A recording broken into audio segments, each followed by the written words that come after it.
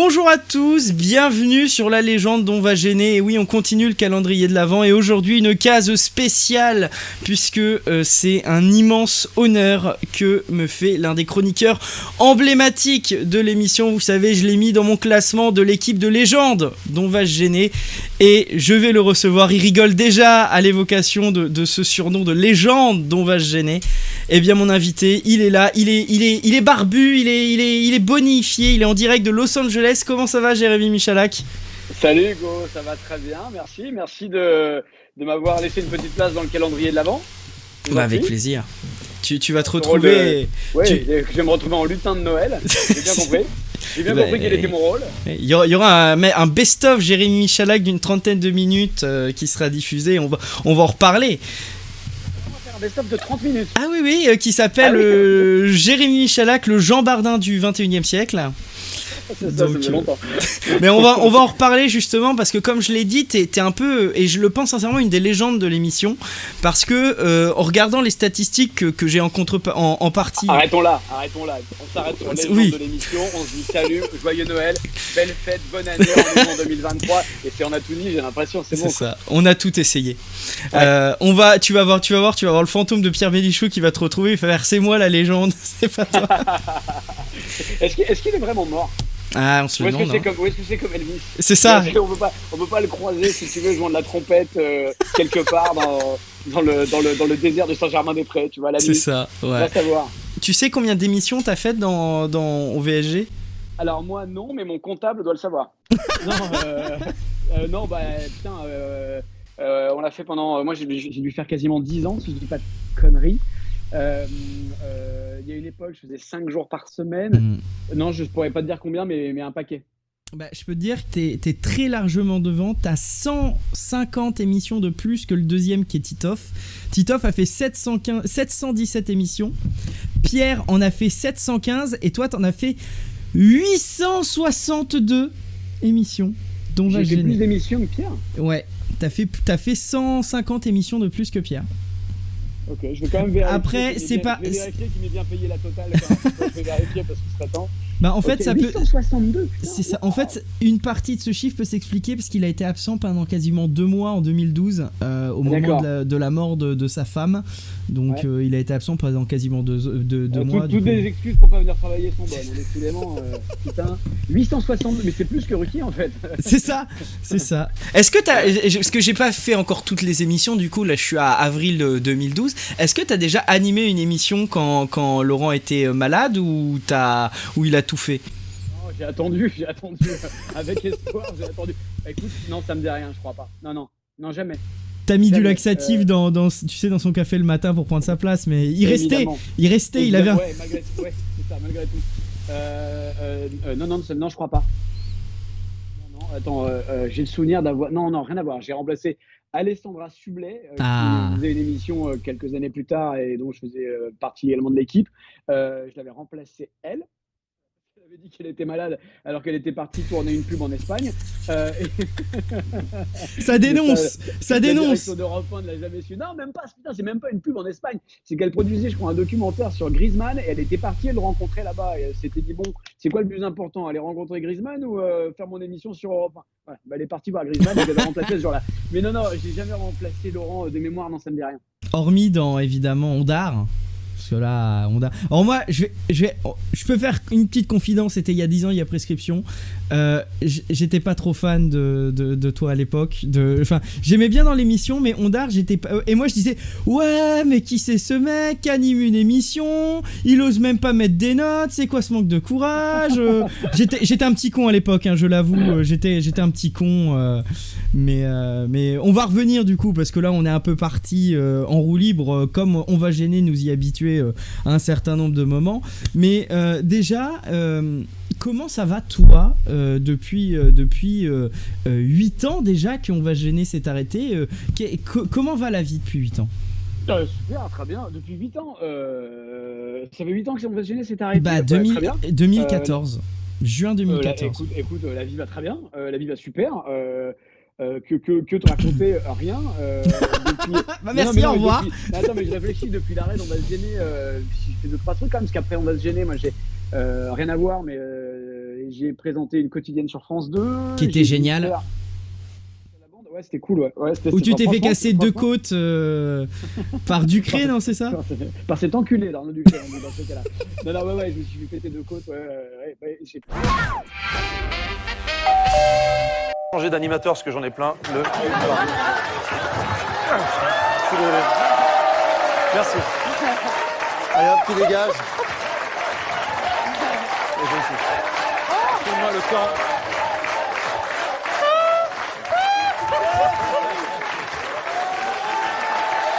Je peux revenir. Ah. Voilà. Merci. Excusez-moi. Juste, il faudrait me reporter pour me remettre.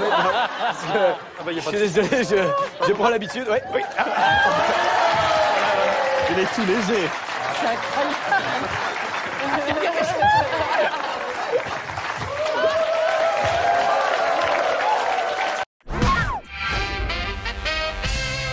Le truc, c'est que j'ai réalisé la fragilité de mon corps, quoi. C'est-à-dire que le mec, il m'a porté, il m'a brisé 2 côtes. Il m'a même pas secoué, il m'a même pas juste, il m'a porté. Voilà. Et voilà, 2 côtes pétées, enfin fêlées. Et puis quand j'ai fait ça, j'ai fait quoi d'autre? J'ai dû faire encore un peu d'Europe 1, avec Sublet à l'époque. J'ai dû peut-être même faire encore un peu de C'est à vous. J'avais une boîte de production que j'ai revendue. On va en reparler, Ça prend du temps aussi. Et ensuite, je me suis barré aux États-Unis il y a maintenant 2 ans, prendre ma retraite et rien foutre. Voilà. Mais vraiment retraite à 40 ans, quoi. Ouais, je suis parti, j'avais 39, donc ouais. J'ai Emmanuel Macron qui vient de m'appeler, il m'a dit qu'il faudrait faire quelques années de plus. Ouais. Bah écoute, parlons-en. Parlons-en, mais pas tout de suite. Ouais, et justement, du coup, on a évoqué On va gêner, c'est arrêté il y a déjà 8 ans. Enfin, et tu sais que, alors toi, je pense que tu dois t'en souvenir, mais moi, je peux le dire, je me souviens exactement de la dernière émission, de où j'étais, ce que je faisais, etc. Je te dire à quel point cette émission m'a marqué, c'est-à-dire que je me souviens encore dans la petite chaise de moi qui avait 15 ans, etc., qui écoutait, du coup, je me souviens que c'était Hanouna, l'invité mystère, et que pendant la séquence de l'invité mystère, je me disais, bon alors, soit, il y a 2 possibilités. Vraiment, au début, je me suis dit, soit c'est Ruquier, ils ont trouvé une technique pour que Ruquier s'auto-pose des questions, mais j'ai dit laisse tomber, soit c'est Hanouna, et c'était Hanouna. Mais tu vois, et en plus, c'était un peu bâtard la fin d'On va gêner, parce que, je sais pas si tu t'en souviens, mais c'était au moment de la Coupe du Monde 2014, et du coup, il y avait plein d'émissions qui sautaient à cause de la Coupe du Monde. Je n'ai aucun souvenir. Ah ouais, de la fin, t'as aucun souvenir? Je sais même plus, je vais te dire ça, j'ai le temps de retrouver l'émission, mais tu vois, c'est marrant que tu t'en souviennes pas de la fin. Alors c'est sans doute que je n'y étais pas, mais alors même si j'y étais, je n'ai aucun souvenir de ça. Je me souviens de la première que j'ai faite. Ah bah c'était la question d'après. Je m'en doutais. J'ai encore quelques bons réflexes. T'as pas été animateur télé, toi? Non, c'est à une époque, ouais. C'était marrant à cette époque. Ah, on pouvait tout dire. On va en reparler. J'ai l'impression qu'on peut dire encore plus de choses aujourd'hui. Ah, ça c'est intéressant, on pourra en reparler parce que... Si tu veux. Mais justement, comment déjà t'es arrivé, avant même On va gêner, enfin qu'est-ce qui est arrivé en premier? La rencontre avec Ruquier et la télé, et après la radio, enfin comment t'es arrivé dans la bande à Ruquier, terme que évidemment Pierre détestait, mais comment t'es arrivé là-dedans? Très simple, non, moi à cette époque-là, je faisais les matinales, j'étais chroniqueur, enfin j'étais autour d'une table sur les matinales d'M6. Donc j'étais tous les matins de 7h à 9h sur M6 et M6 m'avait proposé à cette époque de co-animer une grosse émission qui s'appelait Les Colocataires, qui était une sorte de flop industriel délirant, mais dans lequel on avait fait quand même des trucs assez marrants, et surtout moi j'avais pu découvrir ce que c'était qu'une vraie grosse émission de télé à cette occasion-là, et j'avais fait ce truc-là, et en fait comme l'émission fonctionnait vraiment mal, le seul élément positif que les journalistes ont retenu, c'était les conneries que je pouvais y faire. Ouais. Genre l'émission c'est vraiment de la merde, mais tiens, ce mec-là, il est un peu marrant. Oh là là, ça pèle les patates, hein. Alors là, attendez, quand vous dites quelque chose de plus léger, Fred, je suis pas certain. Derrière moi, ils sont en train d'éplucher les pommes de terre. C'est hallucinant. Il faut savoir qu'à chaque pomme de terre épluchée, il y a 1 euro de gagné pour les colocataires qui sont dans les maisons pour payer leur loyer. Ils en ont déjà épluché plus d'une 50aine, ça fait donc plus de 50 euros. Bravo. On peut les applaudir, super. Alors, à l'issue de la première épreuve, il y a déjà eu 150 € avec la tyrolienne qui ont été gagnés. Voici maintenant la deuxième épreuve. Ils vont avoir 1 minute en tout et pour tout pour réussir un parcours. Il y a des haies, il faut passer au-dessus, il faut passer en dessous avec un sac énorme sur le dos. Et bien sûr, pour les guider, pour les mener, pour les motiver, le sergent instructeur Christophe, faites-nous voir comment vous les motivez. Garde à vous. Ouh là là, ça plaisante pas. Hein. Ah, ça rigole pas. On refait ça plus énergique. Garde à vous. Vous êtes en forme? Oui, chef. Motivé? Oui, chef. Plus fort? Oui, chef. Plus fort? Oui, chef. 1 minute J'entends pour pas. le parcours. Oui, chef. Repos. Eh, repos, mais pas longtemps. Vous êtes prêts à vous donner le top? Sergent instructeur, vous êtes prêts? Quand vous voulez. 150 €, allez-y, je vous laisse faire. Allez-y. Allez, on enchaîne. C'est terminé. C'est terminé, malheureusement. Oh là là, qu'est-ce qui se passe, Jérémy? Il ne restait que 2 haies. Oh Les 150 € sont perdus. non. Oh non, défi perdu. Non, c'est pas possible. On peut pas faire quelque chose, Jérémy? Ah, on ira compter, on ira faire un tour du côté de chez les bananes. Non. Le sergent instructeur avait une idée tout à l'heure. Défi perdu. 10 pompes. Allez, on y va, c'est parti pour les 10 pompes. Vous retirez les 5. Vous êtes vache quand même, moi je trouve. Un petit peu. En tout cas, Jérémy, vous pourriez transmettre à... S'il vous plaît, un peu de discipline, on ne se dissipe pas. Vous mettez face à moi, position de pompe. Oui, chef. Et le public, Christophe, le public va compter les Crie pompes. merci, Dijon. Dijon, tu cries chaleur. Merci, Dijon. Allez, le public va compter les pompes. Attention. Qu'est-ce que c'est que ces marques sur votre Eh t-shirt? mais Dijon, on fait les 3. pompes. Allez, Dijon, on y va. 3. 4. On crie merci, Dijon. On continue avec moi sur le dos. Allez, encore une. Je voulais simplement vous parler du système d'ouverture des portes. Vous Très pensez bien que c'est important, sécurisé. Alors, pour ouvrir cette porte, pas de clé, pas de carte, mais simplement du doigté. Ouh là là, attendez, vous me faites peur. Là, on est à 20h50 sur Non, M6, dans un non, prime. Vous parlez de doigté, Jérémy. Qu'est-ce Mais qui se passe là? vous avez les idées mal placées, Ah bah ça, Fred, c'est les filles, hein, typique des filles. excusez-moi, voilà, Ah oui, je on vous a le un peu confirme. évolué, Non. hein. Je parle de doigté car regardez cet appareil qui est à côté de moi. Cet appareil, on appelle ça le système biométrique. Alors, comment ça fonctionne? Eh bien, on a simplement scanné les empreintes digitales de nos 14 colocataires. Regardez, si je Et la pose mon vôtre doigt aussi. dessus, Voilà. regardez, Qu'est-ce qui se passe? Bienvenue, Jérémy, code OK, identifiant, donc vous OK. allez pouvoir rentrer. c'est pas beau ça? Bah c'est magnifique. Ah, c'est le futur. On Alors, commence, on y va On fait Alors. pas attendre le public, les téléspectateurs. Je crois que vous êtes impatients de découvrir la maison des garçons. Fred, à partir de cet instant, je vais être filmé par les 60 caméras qui Oui, sont Jérémy. installées dans les maisons. Vous êtes prêtes? On est prêts, on est tous prêts. On y va, Allez, on commence la maison. allons-y. On y va. C'est parti. Let's go, pour suivez-moi. la visite de la maison des garçons. Allez, venez par là, suivez-moi. Je vais vous faire visiter une pièce que les filles, j'imagine, attendent avec beaucoup d'impatience. C'est la salle de bain. Nous y sommes.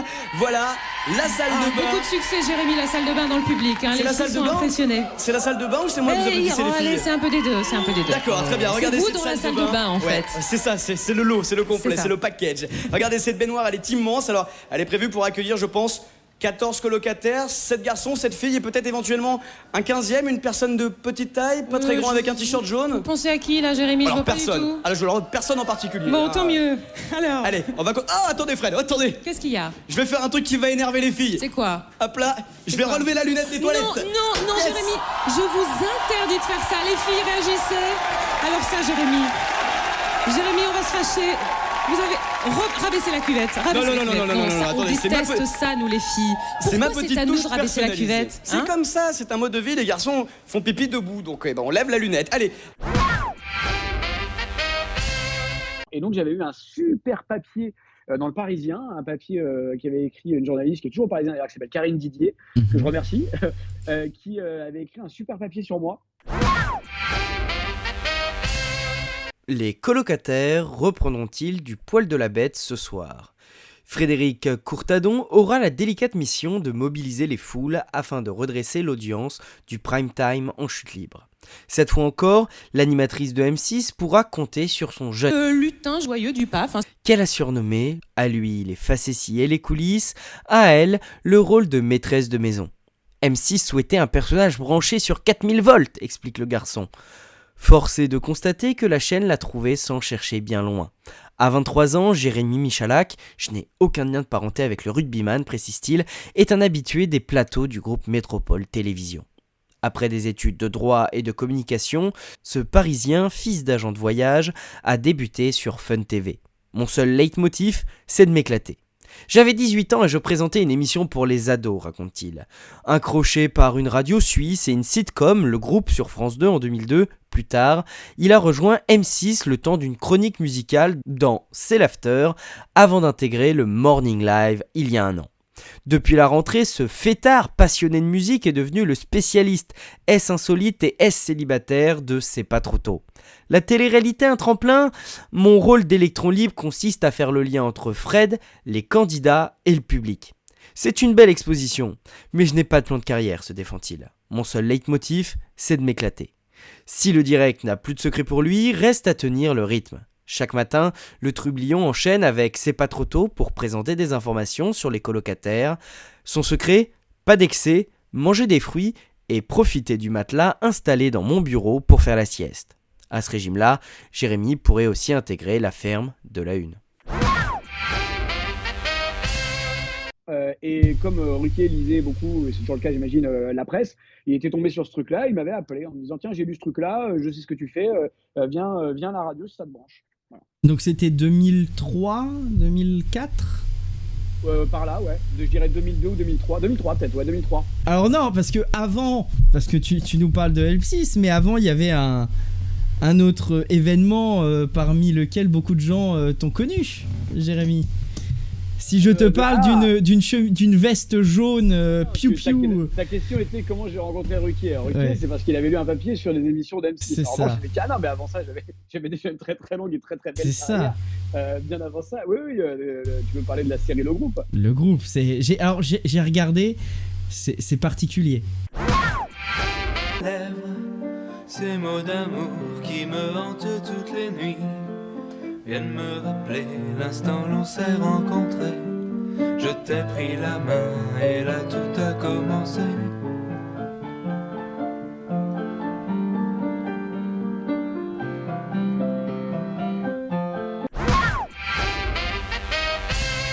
C'est très nul quoi. C'est très nul, mais t'as quand même une chaîne du service public, France 2 en l'occurrence, qui avait acheté 68 épisodes, je crois. Donc il y a quand même 68 épisodes, c'est beaucoup. Et c'est vraiment à chier, mais à faire, c'est génial. C'était vraiment cool, quoi. Ah, c'était super délirant à faire. Et c'était quoi? C'était AB Productions, non? Ouais, c'est la même équipe qu'AB Productions. Ça s'appelait plus comme ça, mais c'était c'était Jean-Luc Azoulay, en l'occurrence, de AB, qui avait remonté une structure qui s'appelle toujours d'ailleurs le JLA et qui produisait cette petite merveille. Alors je sais pas si t'es au courant, mais l'intégralité de la série est disponible sur YouTube. Ah bah très bien, tu vois, tu me donnes une bonne raison de faire un procès, tu vois.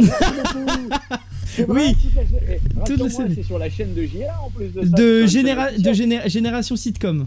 Oui, bah ça doit être. Oui. Ok, merci beaucoup. Oui, tu peux prendre une petite note en même temps. Voilà. Alors je peux te lire si tu veux le speech qui est écrit sur YouTube. En entrant à la cafette, Julien est subjugué par la beauté de Sandra, qui semble très absorbée par la lecture d'un roman de Victor Hugo. Flanqué de Fred, son meilleur ami, il trouve un curieux prétexte pour l'aborder. Il lui propose de collaborer avec lui à un site internet qu'il veut consacrer à ce grand auteur. Surprise et un peu enthousiaste, Sandra va finalement accepter son offre. 3 petits points. Un porno, je te jure, c'est le même truc qui dérape. Après, Sandra décide de se mettre à nu et commence à avaler Julien tout entier. Non, qu'est-ce que c'est que cette histoire? Non, mais ça, je m'en souviens très bien parce que ce qui est génial, c'est que quand nous, on nous a présenté le projet, et c'est la réalité, on nous a dit, les gars, oubliez les sitcoms AB, machin et tout, on va faire Friends à la française. Et sauf que le à la française, on n'y avait pas prêté trop attention, alors que c'était là qu'était la subtilité. Et en fait, on est arrivé là et j'ai vu les décors, j'ai vu les costumes, j'ai vu les textes, alors qu'on avait déjà été retenu pour le casting. Et je dis, mais ça va changer parce que là, on tourne lundi, mais c'est pas fini, on est d'accord, vous allez faire un truc. Et non, c'était vraiment ça, quoi. Donc on nous a vendu un Friends à la française pour au final avoir un premier baiser ou une sorte de truc dans ce genre, quoi. C'était pas si mal, premier baiser. Ah bah c'était le groupe, hein. C'était pas mieux, hein. Franchement, c'était pas moins bien, enfin je sais pas comment on doit situer les trucs, mais c'était dans du même level, je pense. Mais justement, je me souviens moi d'une émission où quelqu'un avait envoyé un mail d'une interview de toi où tu parlais justement du groupe, et évidemment toute l'équipe s'est foutue de ta gueule, évidemment, parce que t'avais les photos et tu disais ouais, mon groupe préféré c'est Britney, enfin ma chanteuse préférée c'est Britney Spears ou des trucs comme ça, enfin Moi, j'ai vraiment, dit ça, enfin c'était ça, un truc dans ce style-là, enfin tu vois, les chanteuses que t'aimais, etc. Et justement t'avais raconté que t'étais en conflit judiciaire avec justement la production, t'avais dit ouais t'avais dit ouais on peut se revoir avec l'équipe au procès ou un truc comme ça, enfin t'avais parlé de tes déboires, enfin des déboires que t'avais eu avec ce programme là. Ouais, on va remettre une couche là, si c'est sur YouTube en intégralité. Écoute, bah c'est depuis juillet 2021, juste pour te dire. Génial. Parfait. Ben non, c'est ça. Alors là, le truc il est hyper simple. Enfin, hyper simple. De mon point de vue, il est assez simple. C'est qu'en fait, on a des contrats de comédiens avec cette boîte de prod. Et j'ai rien contre eux. Hein. J'ai absolument rien contre Jean-Luc, et merci de nous avoir bossé à l'époque, et c'était fait bosser à l'époque et tout, c'était génial. Juste qu'il y a un contrat qui prévoit qu'ils aient les droits, je crois, pour 4 rediffusions par épisode. Ouais, et je sais que quand on les a attaqués il y a une dizaine d'années maintenant, on était déjà, je crois, à 5000 rediffusions. Donc en fait, moi j'ai été payé pour 4 et ils en ont fait 5000. Il y a un truc qui va pas, tu vois, c'est juste ça. Donc soit ils arrêtent de diffuser, soit ils payent pour les diffusions, quoi. Ouais, bah là je peux te dire, le premier épisode il est à 31 000 vues. Quel succès. Bon, pour une chaîne à 120 000, c'est pas si mal, hein. Ouais, c'est vrai. Et d'ailleurs, c'était avec... alors, je peux te citer, si tu veux, quelques commentaires que j'ai sous les yeux. C'était l'une de mes séries préférées, Jérémy IE, L'homme en jaune, smiley rire. Oh là, j'ai pas regardé la série depuis sa première diffusion, c'est l'occasion de voir si ça passe encore. Bon, il y a tous ceux qui disent je prends un coup de vieux, merci de nous faire revivre la série, etc. etc. Donc t'as pas mal de gens qui disent j'avais presque oublié cette série magique. Ah oui, c'est le terme, c'est magique, hein, vraiment, c'est vraiment magique. Non mais ceci étant dit, moi et pour toutes les personnes, la plupart des personnes qui ont participé à cette série, franchement c'est des souvenirs de ouf, quoi. C'est vraiment des souvenirs de ouf. Moi c'est un des trucs les plus éclatants que j'ai fait dans ma vie, déjà parce qu'on avait 20 ans. Une auditrice envoie à Ruquier une interview de Jérémy Michalak datant de l'époque du groupe, et tu dis oh non il y a des photos putain. Laurent dit regardez comment il est mignon notre joujou, et là il te cite donc le témoignage de l'interview. Sur le tournage on se marre sans arrêt, c'était un coup de grosse vanne tout le temps. Après t'as Laurent qui fait regardez comment il était mimi. Titoff ah oui avec son t-shirt jaune. Toi tu fais quelle bande de cons. Et Claude qui fait oh c'est trop mignon. Bonaldi qui fait il a pas changé. Toi tu fais oh non à peine. Voilà. Et ah ouais c'est ça. Donc là c'est toi qui parles de ton parcours. J'ai eu un bac économique à 17 ans, suivi d'études de droit. Parallèlement, j'ai fait de la musique et j'ai écrit une chanson qui s'appelle Le Petit Chat. C'est quoi cette musique? Elle est disponible sur YouTube? J'en ai aucune idée. Ah non, alors là l'histoire, alors on remonte vraiment très très loin, parce qu'en fait, l'histoire de ma vie, c'est que quand j'avais 16 ans, 17 ans ou quelque chose comme ça, c'était la grande période des libres antennes à la radio, sur les FM, genre Fun Radio, etc. Et moi j'écoutais ça quand j'étais au lycée, et ça me faisait bien délirer d'écouter des mecs dire n'importe quoi jusqu'à 3h du mat voilà, dans les studios. Et un jour avec un pote, comme il y avait un numéro vert gratuit pour passer sur l'antenne, on les appelait pour essayer de passer à l'antenne, quoi. Pour dire quoi, j'en sais rien, mais on voulait passer à l'antenne. Ça nous faisait triper d'imaginer qu'on pouvait être en direct à la radio pour dire des trucs. Et comme les mecs ne voulaient jamais nous laisser passer parce qu'on n'avait rien à dire, un jour on s'est dit putain, on va écrire une chanson. Et on a écrit une chanson qui s'appelait la première, on fumait énormément de pétards à l'époque. La première chanson s'appelait Poisson pané. Et comme il fallait trouver un nom de groupe, la première idée qui est venue, c'est on va s'appeler les Crottes de nez salées. Et donc on est passé à l'antenne sur Fun Radio en chantant Poisson pané. Et les mecs, ça les a fait gaulerie. Et ils nous ont dit putain super, vous nous refaites une nouvelle chanson pour demain. Et le lendemain, on a refait une deuxième chanson qui, si ma mémoire est bonne, s'appelait Canard WC Preux Chevalier. J'ai raconté l'histoire de Canard WC. C'est complètement ridicule et c'est idiot, mais c'est vraiment le truc que tu écris quand tu as fumé beaucoup trop d'herbe et que tu as 16 ans. Et comme ça, tous les soirs, pendant un été entier, tous les soirs, les mecs nous rappelaient, genre à minuit, si tu veux, et on jouait de la guitare, on chantait nos conneries. Et parmi ces chansons, il y a une chanson qui s'appelait Le Petit Chat. Et voilà. Mais il y en a une quinzaine de chansons à la con comme ça, quoi. Et t'as souvenir de ce que c'était cette chanson, ou t'as vraiment zéro souvenir? Ah non, c'est impossible. Alors, non, Non, poisson pané un peu plus déjà, mais Ah bah, Jérémy, c'est Noël, on est le calendrier de l'Avent. poisson pané, c'était poisson pané qui est même pané. Dis-moi pourquoi tu es carré, tu sens même pas les crustacés au rayon surgelé. Voilà. Poisson pané dans l'océan, que tu sois merlu ou merlan, laisse-toi porter par le courant. Je te préfère en liberté, poisson pané. Voilà. J'ai envie de te dire, ça vaut certaines chansons qui sortent en 2022. Hein. Alors, franchement, oui. Oui. Et je le pense très sérieusement. Je pense que oui. Alors, attends, je cherche un producteur. Oh, je pense que tu peux contacter Flo Gazan. Je pense que Flo, de par son expérience d'auteur, peut t'aider. Je note Flo Gazan, mais je me dis trop cher. Oui, mais justement, avec l'argent le procès que tu vas faire à AB Productions, tu peux financer. C'est pas con. À 40 ans, le premier album de Jérémy Michalak, quand même. Je pense qu'une nouvelle carrière s'ouvre à moi. Je pense que c'est le moment. Je suis prêt, ça y est, tout ça pour Futur candidat des anges, Jérémy Michalak. Ah, j'aimerais bien, parce que ça, c'est bien payé. Ah. Alors, je continue. Donc, tu as fait une école de communication. Donc, tu dis c'est gênant, c'est gênant. Je n'avais pas spécialement prévu de tourner une sitcom. Je me laisse guider par mon envie et mon plaisir. Et Pierre réagit: le pauvre chéri, il se laisse guider. J'entends le dire. J'envoie la scène. Alors, effectivement, Laurent continue. Donc, il continue et il te cite: mes artistes préférés sont Britney Spears et Destiny's Child. J'ai sûrement dû dire ça. Et ensuite, je veux bien que le journaliste ou la journaliste sorte l'enregistrement et apporte des preuves. Parce que toutes les conneries qui ont été dites avant, je veux bien. Alors sur le Britney Spears et Destiny's Child, honnêtement, j'ai des doutes. Et ben justement, c'est à l'époque, regarde, tu t'auto-réponds, tu auto-réagis à ce que t'as dit. Je suis honnête avec moi-même. Tu dis Jérémy Michalak, moi j'ai dit ça, pour le coup ça me ferait bien chier. Laurent continue, il fait une bande de potes inséparables, et toi tu as répondu à ce moment-là: ah bah on se quitte plus, on se voit au procès contre les producteurs régulièrement. Donc c'était avec Géraldine Lapalu, Barbara Cabrita, Sandra Lou, Julien Zucolin et Franck Jeunet. Ouais, Franck Jeunet, on le voit un peu moins là. Ça doit faire 10 ans maintenant qu'il est mort, donc on se voit un petit peu moins en ce moment. C'est un peu plus dur de se catcher en ce moment. Tu vois, c'est pour ça que moi je t'ai élu dans pour moi le panthéon des chroniqueurs. C'est parce que moi c'est l'humour qui me fait rire. C'est ton humour. En fait t'es un peu comme, alors attends, oula, j'allais faire une Stevie Boulet, c'est-à-dire le compliment, mais un peu, j'allais dire t'es un peu cette petite puce, tu vois, qui est là et qui pique, tu vois, qui est efficace, mais on voit pas où elle est de temps en temps, mais quand elle pique, tu vois, efficace. Ouais, c'est bien défini, je crois que c'était mon rôle. C'est ça. Et bah justement, c'est ce que j'avais une question là par rapport à la Coupe du Monde.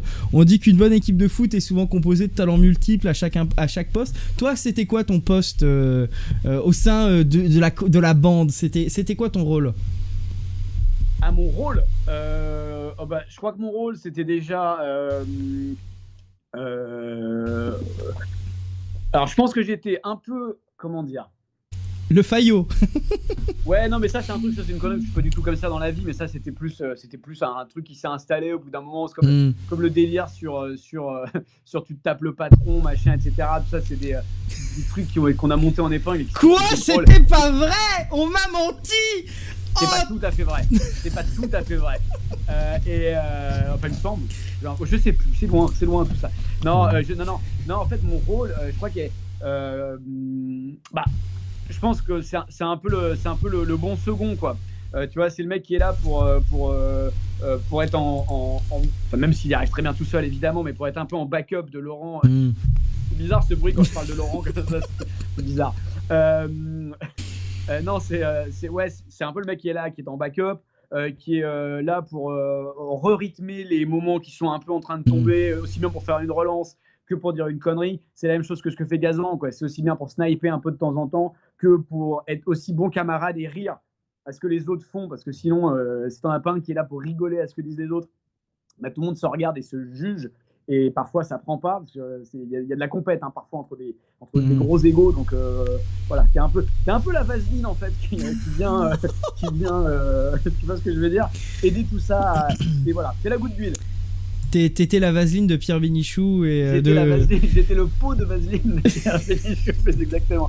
Ça va être très bien pour ta vidéo YouTube, ça va être le texte en dessous, Jérémy Jacques, j'étais le pot de vaseline de Pierre Bénichou. Et sorti de son contexte, ça va être formidable. Et j'adore Britney Spears. C'est vraiment n'importe quoi. Je pense que c'était ça le truc, ça permettait à Laurent d'être un peu moins seul de temps en temps, ça mettait... je vais pas dire que je suis responsable de la bonne ambiance, c'est pas ça. Mais il y a un côté, tu vois, moi j'étais là pour me marrer et aussi pour faire rire un peu, mais je sais pas comment me dire. Mais en fait, c'est con, mais c'est un rôle qui est dans une équipe et me semble assez important, même si ça fonctionne très bien sans, mais je trouve que ça apporte de la. C'est la levure dans la recette, quoi. C'est pas les ingrédients de base, c'est pas fondamental, mais c'est la levure qui fait que ton truc il est un peu plus gonflé que d'habitude. Voilà. Souvent, moi je te comparais à un passeur de plat en fait, c'est-à-dire vraiment tu permets justement de. Comme la levure de. Voilà, et t'étais dans cette. Ça, parce qu'en plus, après, quand tu te connais bien, effectivement, t'es un peu le mec qui lève la balle et comme ça, il y en a un qui peut aller la smatcher, quoi. C'est ça. Quand tu connais bien les gens avec qui t'es, c'est vrai qu'avec Laurent, c'est souvent comme ça. C'est vrai qu'à un moment donné, on se connaît par cœur, donc je sais en disant un mot qu'il va pouvoir faire un truc qui va fracasser, et puis je lui faisais la passe, quoi. Ce genre de truc là, quoi. La passe def. Même si encore une fois, j'insiste, et il l'a prouvé et avant et après, il a aucunement eu besoin de moi pour y arriver très bien tout seul aussi, quoi. Mais c'est vrai que moi, comme je dis souvent, j'ai déjà dit en live et ça faisait vriller certains quand je disais que si je devais choisir à avoir toi et Pierre Bénichou dans une émission, si je devais passer un mois sans un chroniqueur, je choisissais un mois sans Pierre Bénichou qu'un mois sans toi, parce que je trouvais que justement t'apportais ce truc-là et que là je vais parler un peu de la chaîne. Moi, quand j'ai fait notamment la tier list des chroniqueurs où en gros je disais ceux qui me faisaient chier et ceux que j'adorais, quand j'ai pas mis Pierre en chroniqueur ultime, en fait, je sais pas si t'avais suivi, mais j'avais fait une pirouette. En fait, le chroniqueur ultime, j'avais mis personne, j'avais mis la bande en fait en global, parce que pour moi, un chroniqueur tout seul, c'est sympa, mais ce qu'il fait, c'est l'alchimie globale. Mais et j'ai remarqué qu'en fait, les gens étaient principalement fans de Pierre Bénichou, et je le vois de toute façon dans les statistiques de la chaîne. Quand je mets des vidéos où c'est pas Pierre Bénichou, je vois que ça floppe un peu plus, tu vois.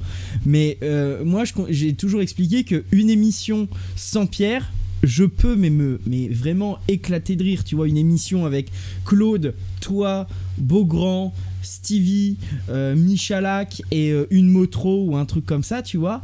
Ça peut être une émission et qui a un potentiel explosif, ou une Bravo, tu vois, à la place de Motro, un potentiel explosif qui peut être aussi incroyable qu'un Pierre Bénichou, tu vois.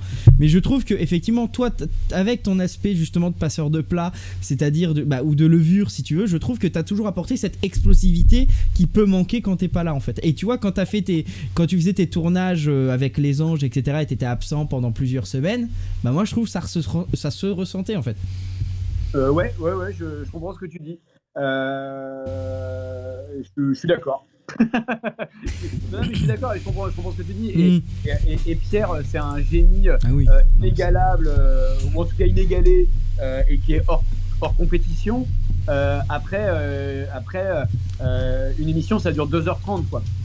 Donc, et quand il y en a un qui dort 1h30, c'est un peu plus compliqué, quoi. Le truc, voilà, c'est ça. Et après.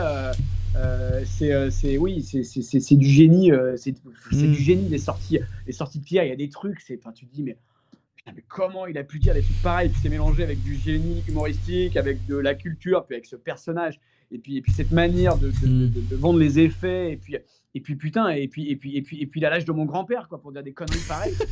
Mais il y a tout qui fait que le mélange est somptueux. Après, oui, une émission c'est 2h30 et oui. Il fait pas 2h30 en étant à ce niveau-là, quoi. Voilà, quoi. Et justement, je regarde, là, je suis sur le compte Twitter du coup de la chaîne où je postais certaines punchlines, etc. Moi, je voulais qu'on revienne sur quand même un truc légendaire te concernant. C'est Monsieur Nain, Monsieur une couille, Monsieur Joujou. Il y a l'acteur porno Monocouille, c'était Joujou son surnom, non? Ah non, je confonds avec Titoff, pardon, j'ai rien dit. Oh, le fan en carton. Oh, je quitte cette interview. Le fan en carton. Ah oui. Ah non, attention. Ah oui, oui, oui, je confonds Attention, avec le nain, excuse-moi, je confonds avec le nain une couille, excuse-moi. Ah oui, pardon, je peux être un peu tatillon aussi. Tu peux, oui. Je peux pas non plus. Je peux pas les saisir n'importe quoi, je suis désolé, Hugo, mais. Oui, non, mais tu as raison. Tu vois. Donc Joujou. Je me souviens, tu sais que quand j'ai du coup retapé toutes les émissions, etc., quand j'ai entendu la fameuse question sur ce nain Joujou, j'ai fait ah, ça vient de là, d'accord. Alors justement, tu peux nous raconter cette légende parce que tout le monde t'appelle Joujou. Est-ce que déjà de base, quand tu rencontres des gens à LA, des Français, etc., qui te reconnaissent, est-ce qu'il y en a ils t'appellent Joujou ou pas? Alors déjà, ils me reconnaissent plus. Ah merde. C'est vrai qu'avec la barbe. Non, c'est même pas la barbe, c'est l'époque est passée. Donc je suis pas du tout, j'allais dire emmerdé, sollicité. Et non, c'est terminé. Je pense que c'est terminé, j'en sais rien. Enfin oui, dans la rue c'est terminé en tout cas. Après oui, s'il y a des inconditionnels, des fans et des gens qui ont suivi ces aventures, je pense qu'ils auront vite fait de me rappeler Joujou. Mais non, l'histoire de Joujou, c'est qu'en fait, un jour, il y a un bouquin qui est sorti qui raconte l'histoire donc de ce fameux nain polonais qui s'appelait Józef Borusławski. Et donc il y a eu un papier dans la presse, dans je ne sais quel journal que Ricky a lu un matin, et en lisant le portrait du nain, il y avait un certain nombre de points communs qui l'ont fait marrer, et du coup c'est devenu une question, j'imagine, et la question a déboulé sur le surnom dont ils m'ont affublé pendant un certain nombre d'années qui ont suivi. Et l'histoire de Józef Borusławski, donc c'est un nain qui déjà a vécu centenaire, ce qui n'est pas rien pour un nain, et c'est un nain polonais. Il y a déjà 2 points communs, nain et polonais, ce qui fait 2 ressemblances avec moi. Et ensuite, Józef Borusławski a été connu pour avoir comment dirais-je, des compétences sexuelles relativement importantes. Alors je dis pas que je les ai, mais forcément on a eu vite fait de les imaginer. Et puis surtout Józef Borusławski, c'est une époque où en fait on offrait les nains comme cadeau diplomatique à la cour du roi. C'est-à-dire qu'au lieu d'arriver avec une boîte de chocolat, t'offrais un nain. Tu vois, ce qu'ils ne font pas dans la poche contrairement au chocolat, mais dans la bouche. Et donc Józef Borusławski a été offert par je ne sais plus quelle reine à je ne sais plus quelle reine en France.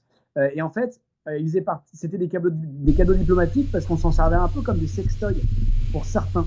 Parce que c'est comme un sextoy mais qui bouge, quoi, tu vois. Donc en fait, tu dis putain, c'est un nain polonais qui a un gros sexe et qui s'en sert pour faire plaisir à sa patronne. Ça fait beaucoup de points communs quand même. Donc voilà, de fil en aiguille, on en est arrivé à dire que la patronne c'était Laurent et que le nain à grosse tub c'était moi. Et que du coup, comme Józef Borusławski, on l'appelait Joujou, et on m'appellerait désormais Joujou également. Voilà, avec sa variante anglaise, Toy Toy. Toy Toy, évidemment. Mais non, mais j'ai commencé il y a longtemps, j'avais écrit un truc qui me faisait marrer, qui s'appelait La grande histoire des petites personnes. En fait, c'est un bouquin sur les nains. Et en fait, il y a des histoires de ouf qui sont racontées sur les nains. Et à cette époque-là, t'avais Joujou, mais t'avais aussi Fanfan. Et Fanfan était jaloux de Joujou. Et à tel point qu'ils se sont battus et que Fanfan a voulu jeter Joujou dans le feu. Bon bref, c'était bébé, ça tire la haine de bébé. Je suis sur la page Wikipédia. Il y avait bébé, le nain bébé qui était, mais le nain bébé il était pas sympa, bébé. C'était un nain qui était un peu vénère et qui était très très très jaloux. Et du coup il y a eu il y a des batailles de nains, quoi. Et donc bref, il y a un truc à faire sur cette période de l'histoire. Tu vois, là en vrai, je me revois il y a 10 ans en train d'écouter On va se gêner dans la voiture de mes parents. Et tu sais que je les ai fait chier, mes parents, avec On va se gêner. Hein. Je les faisais chier. C'est-à-dire que mon père lui écoutait l'heure du crime sur RTL. Et quand j'arrivais, c'était On va se gêner. Mais limite, je faisais mon caprice. C'est On met Europe 1. J'étais un chieur avec ça, pour te dire. Mais c'est inécoutable. Enfin, tu peux pas écouter ça avec tes gamins. Non, mais j'avais il y a 10 ans, j'avais 14 ans, tu vois. Ça va. Ah ouais, oui, ça va. Non, mais oui, ça va. T'étais en âge d'écouter ça, mais je suis pas sûr que quand t'es parent, t'as envie d'écouter ce genre de truc avec tes gamins de 14 ans.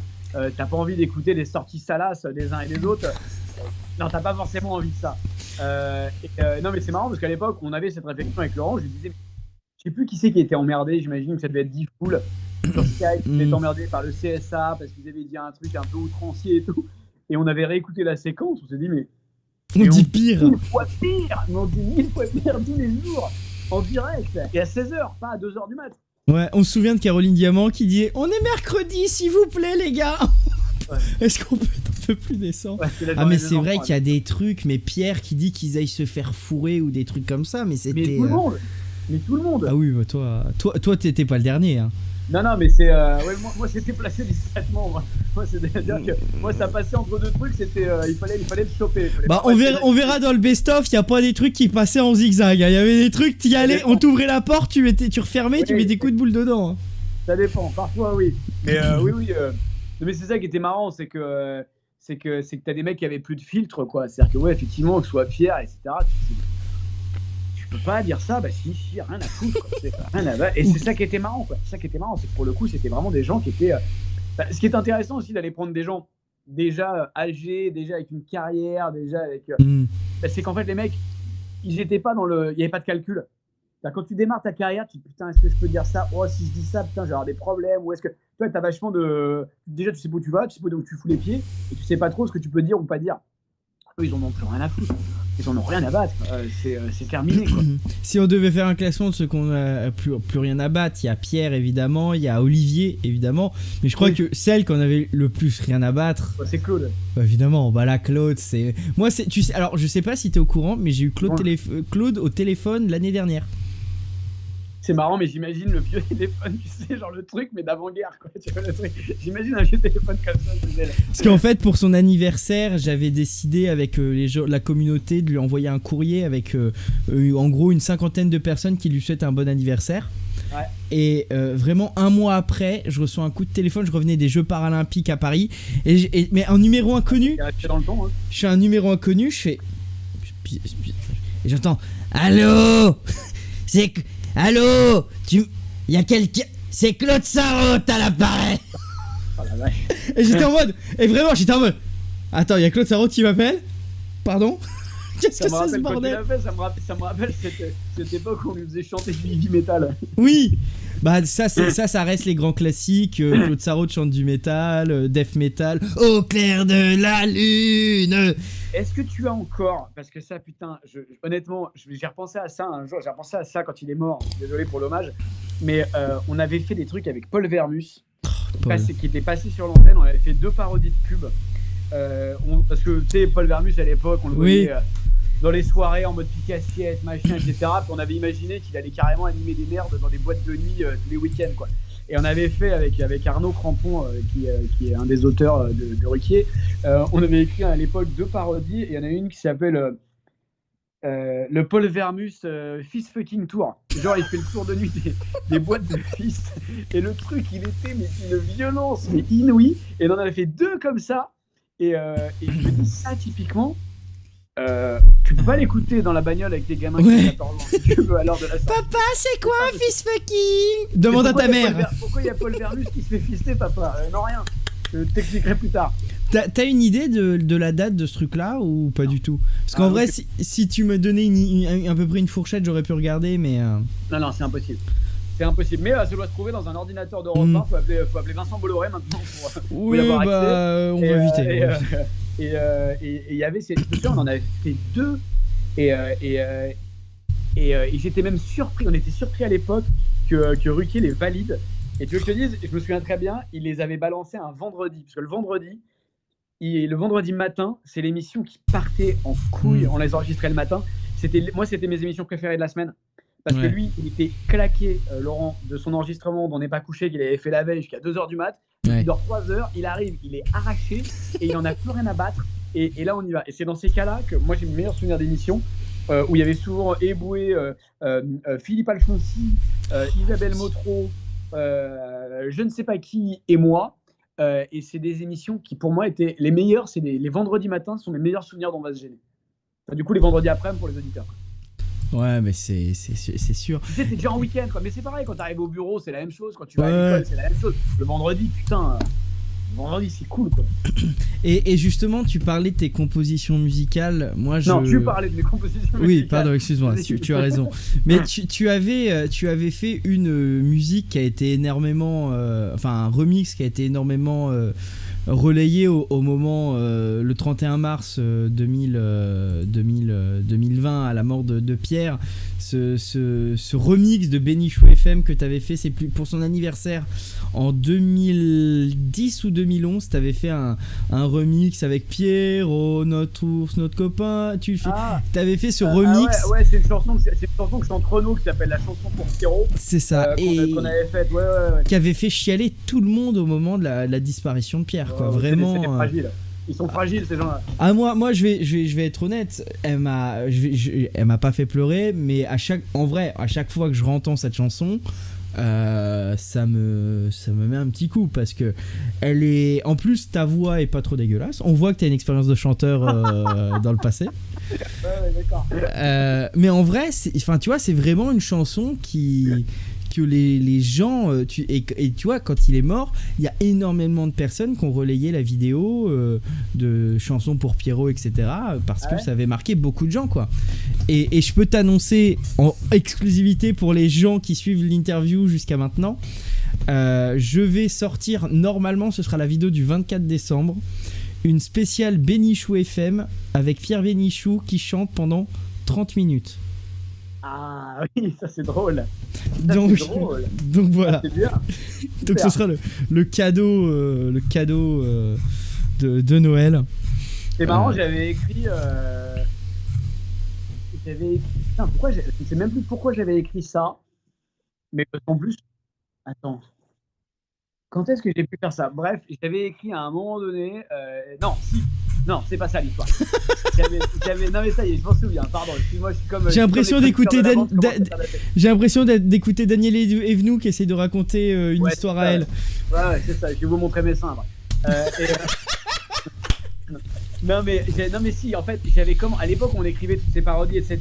J'en avais écrit une autre pour Pierre, qui était sur l'air de la bohème de Charles Aznavour et qui s'appelait La Béniche. La Béniche, tu vois, un truc comme ça.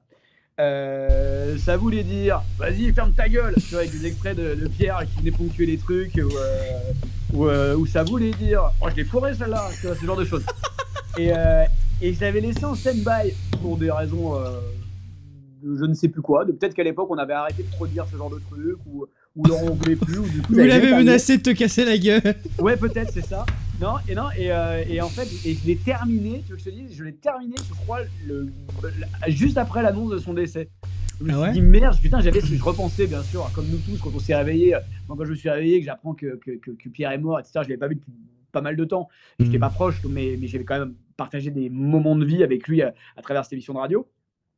Et puis j'avais de l'affection évidemment pour ce type,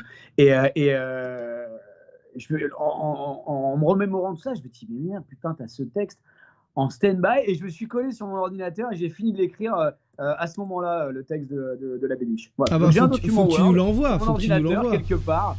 Je sais pas, je le cherche en live. Ah mais vas-y, attends, mais imagine, on l'a fait pour Noël. Il est mort pendant le confinement, Pierre. Et moi j'étais confiné chez moi du coup, et j'avais pas encore lancé la chaîne YouTube, puisque la chaîne YouTube j'ai lancé quelques jours après. J'avais déjà le compte Twitter La Légende on va gêner. Et quand Pierre est mort, du coup à 20h au moment d'applaudir, nous de temps en temps on faisait un peu de musique ou de trucs comme ça, et j'ai pris mon enceinte. T'as fait la trompette? Non, j'ai pas joué la trompette parce que je sais pas jouer, mais j'ai diffusé la trompette dans la cour en plein, enfin pas en plein Paname, mais je suis à Malakoff, donc juste à côté de Paname, et j'ai diffusé pleine balle l'enceinte à fond, la trompette, en chantant la trompette.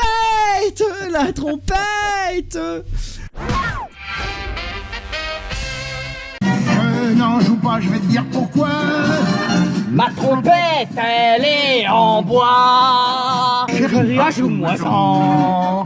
La trompette. Comme ce doit être amusant. Joue-moi-en. Mais franchement, j'ai c'est ça. Non mais en vrai, moi je me souviens, enfin j'ai une mémoire comme ça un peu à la Yann Moix, tu sais, où je me souviens de trucs très précis. Moi, la mort de Pierre, je peux te dire où j'étais, ce que je faisais, etc. Et je me souviens, c'est une notif de Morandini qui dit Pierre Bénichou. Oui, bah après, bon, faut plus trop en parler de Morandini. Attends, je passe un message ici. n'annoncez pas ma mort sur un push de Morandini. Je sais qu'il va être tenté. S'il vous plaît, si ça arrive avant la sienne, s'il vous plaît, ne pas ça. Non, mais j'ai le droit de pas vouloir. Oui, je suis pas Jean-Marc Morandini, je fais rien avec des gamins, moi, attention. Moi non plus. Même si tu en as la taille. Et oui, mais je suis un enfant barbu, ça les intéresse moins. Ça pourrait l'intéresser, attention. Je crois pas. Je n'ai jamais été victime ni témoin de quoi que ce soit. Ça me rappelle vraiment les années on va se gêner, ce genre de discussion. Moi, tu vois, je suis comme un enfant à Noël là avec toi. Sincèrement, je le dis, je suis comme un gamin à Noël qui rencontre pas son idole, faut pas déconner, mais qui rentre vraiment quelqu'un qu'il apprécie énormément. Et vraiment, tu sais que en vrai, je le dis aussi, pendant le Covid, réécouter les émissions d'On va se gêner, ça m'a aussi permis de tenir. Et en fait, il y a plein de gens qui disent ça, que On va se gêner, ça leur donnait un peu leur sourire quotidien. Et même pendant le Covid, les vidéos disaient que ça leur faisait du bien de réécouter ces émissions-là, l'ambiance, etc. de l'équipe, quoi. Non, franchement, c'est quand même. Moi, j'ai fait quelques fois les grosses têtes et au début, et j'avoue que j'ai pas retrouvé le kiff que j'avais en faisant On va se gêner. Mais ça, c'est un truc personnel puisque les auditeurs l'ont retrouvé. Ils sont même 2 fois plus nombreux maintenant à écouter RTL que. En même temps, il n'y a personne en face sur Europe 1, donc en même temps, ça aide. Je sais même pas qui c'est Stéphane Bern toujours. Oui, bonsoir chez Stéphane Bern. Avec David Castello-Lopez, si tu ne le connais pas, c'est un très très bon gars, David Castello-Lopez, c'est que je connais parce que je l'ai connu dans une précédente émission, qui est un putain de génie, qui est un génie créatif, et je te conseille de regarder ce qu'il fait sur YouTube, c'est excellent. Voilà, un petit instant promo, voilà, j'en profite. Non mais t'as raison, écoute, si on peut aider les après-midi d'Europe 1, franchement, c'est de bonne guerre. Non, et non, et c'est vrai que ouais, je pense que moi, il m'est arrivé évidemment très rarement d'écouter On va se gêner, parce que quand tu fais une émission, t'as tout sauf envie, à moins d'être vraiment un gros mégalo qui adore se branler en écoutant sa propre voix, ce qui peut être mon cas, non, mais non, mais c'est franchement, ça, il m'est arrivé quelques fois de tomber sur l'émission en bagnole, par exemple. Je partais en week-end, je vais une bagnole et j'écoute ça et je me dis ah ouais, putain, c'est drôle quoi. Franchement, c'est drôle. Il y avait vraiment des trucs qui étaient très très drôles. Donc non, mais c'est cool, c'était une belle époque, c'était une bonne émission. Moi, la période que j'ai préférée, parce que c'est une des questions que tu allais me poser. Non, la période que j'ai préférée, je crois que c'est quand on avait une équipe ultra resserrée qui était la même tous les jours.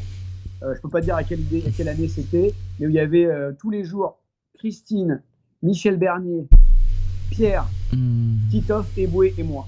Il y avait un truc à un moment donné, on était ça genre 90% du temps. Ça doit être 2000. Ça doit être 2010 dans ces eaux-là, je pense, parce que Eboué a été. Moi, j'ai toujours aimé la récurrence. Au bout d'un moment, Laurent a voulu casser ce truc-là parce qu'on tombait trop dans ce qu'il appelait, à juste titre ou pas, mais ce qui en tout cas lui semblait assez justifié. On tombait trop dans l'entre-soi, dans l'entre-nous, si tu veux, et donc ça devenait private joke sur private joke, mais en même temps, comme les mecs sont là tous les jours à raconter leur vie, au final, la vie est partagée avec les auditeurs. Donc voilà, mais bon, c'est vrai qu'au bout d'un moment, ça tournait en rond, il a voulu casser ce système-là, mais je crois que moi, la période que j'ai la plus aimée, c'est cette période-là. Ouais, je réfléchissais, je pense 2010, parce que il y a un moment où Eboué est pas mal absent, c'est 2011-2012 quand il va tourner Casse Départ. Non, 2012, il a chopé le sida. Et ah ouais Putain, mais moi je suis con. Mais moi je suis con, tu vois. Ah ouais. Non, c'était en 2013. Non, non, je sais pas. Oh, mais voilà, je l'aime, Michalak, je l'aime, voilà, je le dis, je l'aime. Je fais mon coming out, je l'aime, voilà, c'est tout. Non, je déconne. Non, moi j'ai un souvenir de toi, c'est ton rire. Ton rire, il est. Tu sais qu'à la base, c'était un des projets de compilation que j'ai fait, mais ça m'a vite fait chier. C'était. Non, le rire des chroniqueurs. Je voulais faire des compiles des rires des chroniqueurs.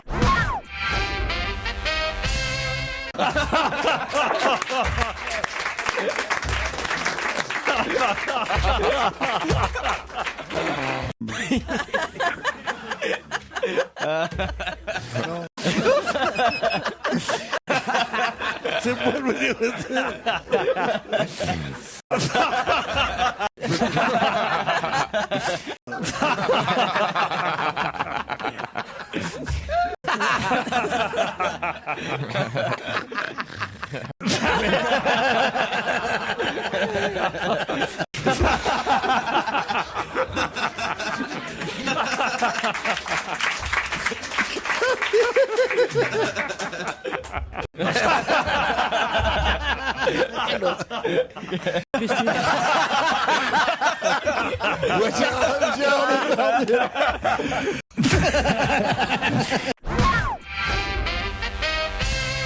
Parce qu'en fait, c'est vrai qu'il y a les rires qui sont vraiment reconnaissables. Hein.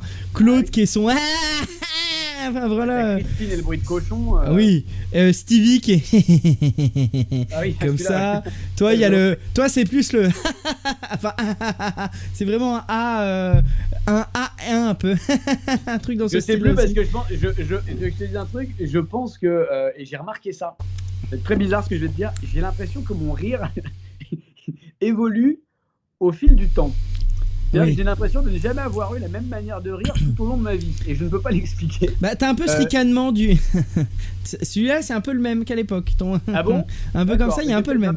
Il doit y avoir quand même une sorte de tronc commun, tu vois, il doit y avoir un truc un peu qui reste, mais voilà. Et je pense que oui, puis de toute façon c'est un rire qui était un peu poussé, quoi, tu vois, t'es à la radio, faut qu'on l'entende plus, enfin c'est que... Voilà. Le rire de Laurent c'est plus... Enfin vraiment comme ça... Ah bon? Et en effet, bienvenue dans On n'est pas couché. Ah, vous êtes con. Voilà. Oui, passion imitation. Faut savoir qu'une de mes passions, c'est imiter les chroniqueurs. Voilà, c'est seulement les chroniqueurs. C'est ça. Non, en vrai, on va pas partir sur un truc d'imitation parce qu'on n'est pas sorti. On n'est pas sorti. Mais je me souviens qu'il y avait tu sais qu'il y avait une imitatrice qui avait été chroniqueuse d'un jour chez Ruquier. C'était Sandrine Alexis des Guignols. Ah oui?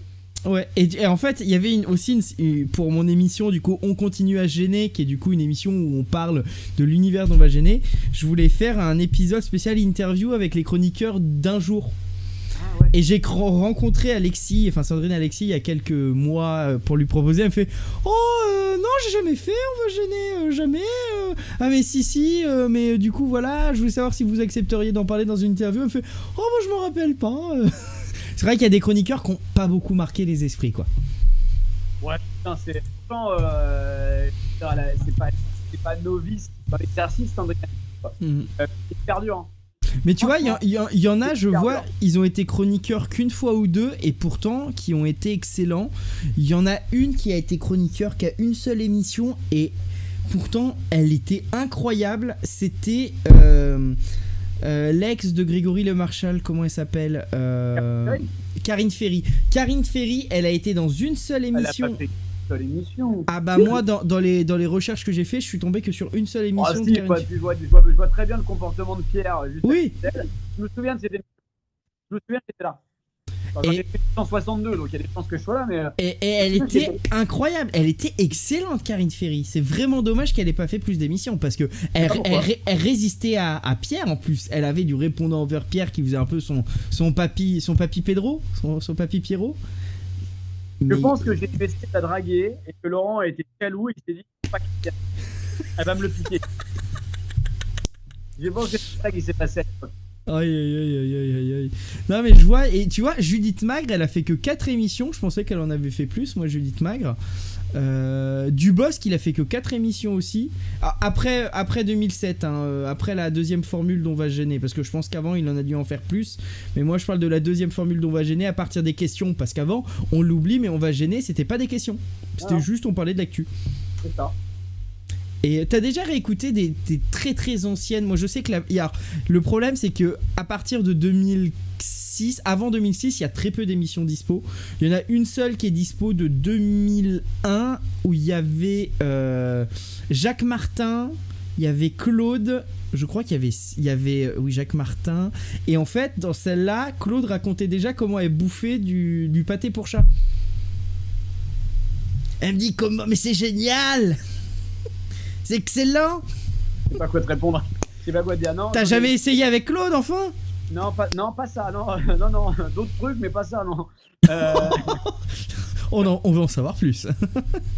Ah bah non, mais la pire histoire, la pire anecdote avec Claude Sarraute, on est à Strasbourg avec Stevie dans un taxi. On rejoint, donc on avait fait une déloc à Strasbourg, Mm. ma ville de cœur. Oui, voilà. j'allais te le dire en plus. Je sais même plus où c'est venu cette connerie sur Strasbourg.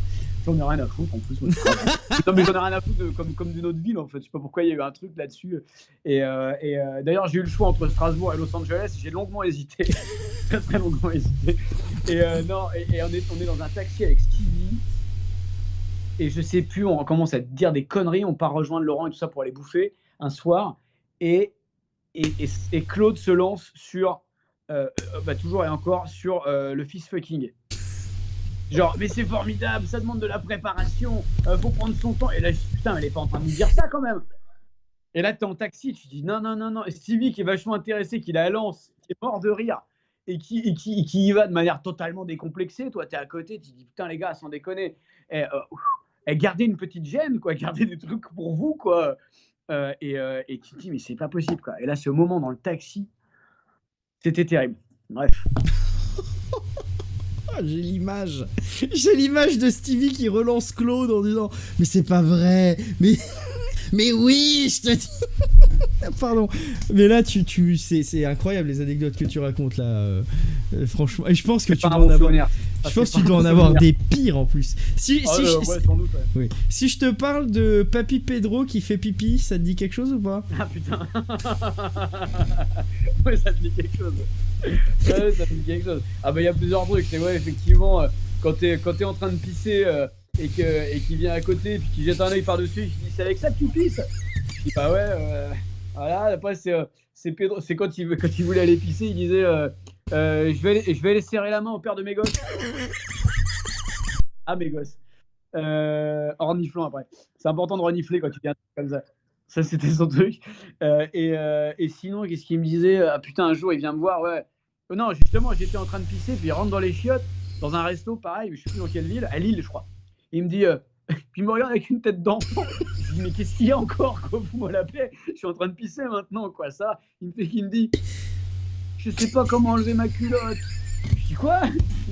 Il me dit, tu veux pas aider ton papy, là, j'arrive pas à enlever ma culotte. Je dis, mais ça va pas du tout, quoi. J'ai chaud. Ça, c'était drôle. Non, moi, si je te parlais de ça, c'était par rapport à une autre phrase. Et t'avais raconté ça à l'antenne. T'avais dit, donc je te cite, j'ai accompagné mon papy Pedro à aller faire son pipi à la pause. Ouais. Et en sortant des toilettes, il a sorti un truc qui m'a fait pleurer de rire. Il a dit, je cite Pierre, dis donc, le mec qui est passé avant moi, il a pas becté que des savonnettes, hein. Il a dit ça.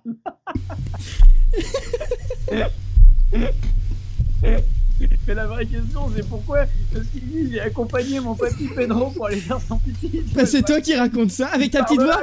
Toi, Jérémy, t'avais fait j'ai accompagné mon petit papy Pedro pour aller faire son petit pipi. Quand tu as ton papy qui arrive pas à faire un truc tout seul, bah tu vas l'aider, c'est normal. Et Pierre avait répondu je suis honteux qu'on m'applaudisse pour ça. C'est une expression vieille comme le monde, genre c'est normal.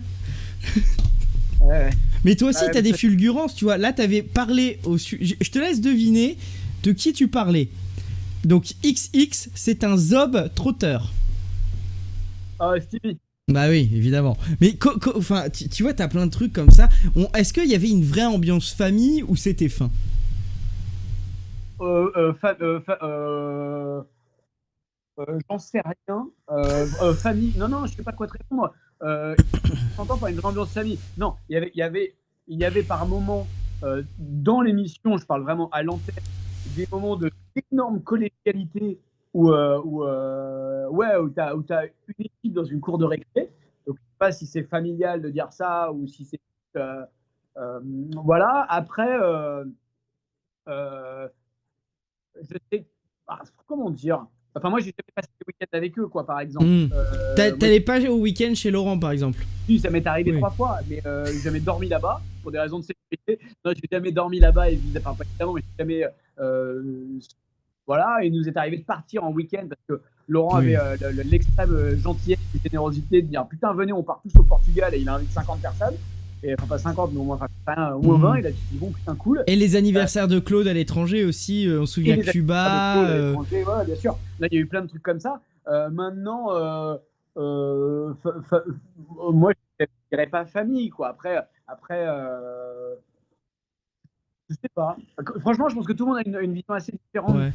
Mais moi, c'est parce que j'ai toujours fait hyper gaffe dans ma vie à séparer au maximum ma vie privée de ma vie professionnelle. Ouais. Mais volontairement. Donc, si tu veux, je peux difficilement dire que c'était ma famille ou un truc comme ça. Non. Mais c'est valable pour toutes les autres expériences que j'ai eues professionnellement tout au long de ma vie. Donc, voilà. En revanche, qu'il y ait eu à un moment donné une énorme collectivité, je dirais, qui rassemblait toute cette bande de dingos, oui. Après, oui.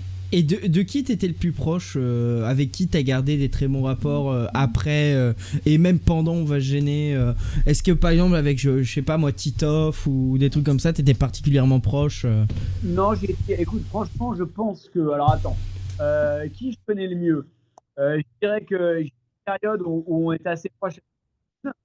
Ah, je t'entends mal, Jérémy. Pardon, je reviens, je me rapproche. Ah. Tu m'entends ? Ouais, non, c'est qu'il y avait des petites coupures, je pense. Bon, en même temps, on est en direct depuis Los Angeles, donc faut qu'il y ait le temps que le signal vienne et revienne, hein, c'est un peu logique. Regarde, peut-être que c'est bon.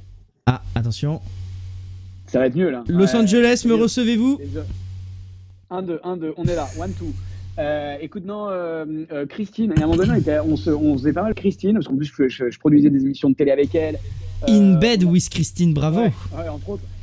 Et donc il y a eu pas mal de conneries qui ont été faites avec Christine et ça c'était chouette et il lui arrivait de faire des dîners chez elle, de m'inviter et on se croisait. Donc Christine, il y a un moment donné on était assez proches.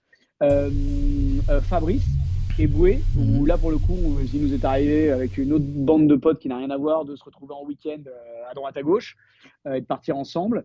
Je crois que c'est tout quoi. De vraiment c'est ceux avec lesquels j'avais le plus. Ah ouais, pas de Titoff, pas de Stevie. Non, Stevie, parce que je connaissais d'avant. Alors attends, excuse-moi. Comment tu connaissais Stevie du Loft avant ? Rien de. Attends, moi je m'interroge. Non, parce que Stevie après Loft est arrivé sur Fun TV et moi c'est une chaîne sur laquelle j'ai commencé et donc on avait forcément plein de relations en commun et donc on était amenés à se croiser. Plein de fois, donc je le connaissais avant qu'il soit à la radio chez Ruquier, donc on se connaissait de cette époque-là. C'est la version officielle, ça. Oui, après j'avoue qu'on s'est fait 2-3 backrooms où en fait la première fois je ne l'ai pas reconnu. Il y avait tellement de monde dessus que je ne l'ai pas reconnu. Non, c'est pas vrai. Et donc voilà, ouais, je dirais peut-être Christine et Fabrice. Enfin, Fabrice, c'était avant qu'il ait le sida aussi. Puis après, ça a changé pas mal de choses dans nos rapports. Donc, j'ai préféré prendre un peu de distance avec lui, mais tu comprendras pourquoi. Quoi. Et moi, je ne pouvais pas. Putain, ça fait déjà 1 heure, nom de Dieu. Je pouvais pas passer à côté d'un élément, parce que je pense que les gens en parleront dans le chat, avec Olivier. Parce que là, Olivier, c'est un peu. Je peux te citer, là, j'ai sous les yeux une citation de Olivier te concernant. Vas-y. Donc, Olivier dit à ton sujet que tu es le Tampax chez la mère Sublet. Et toi, tu as répondu imagine ce que je fais chez Ruquier. C'est une bonne réponse. C'est une bonne réplique. C'est une très bonne réplique.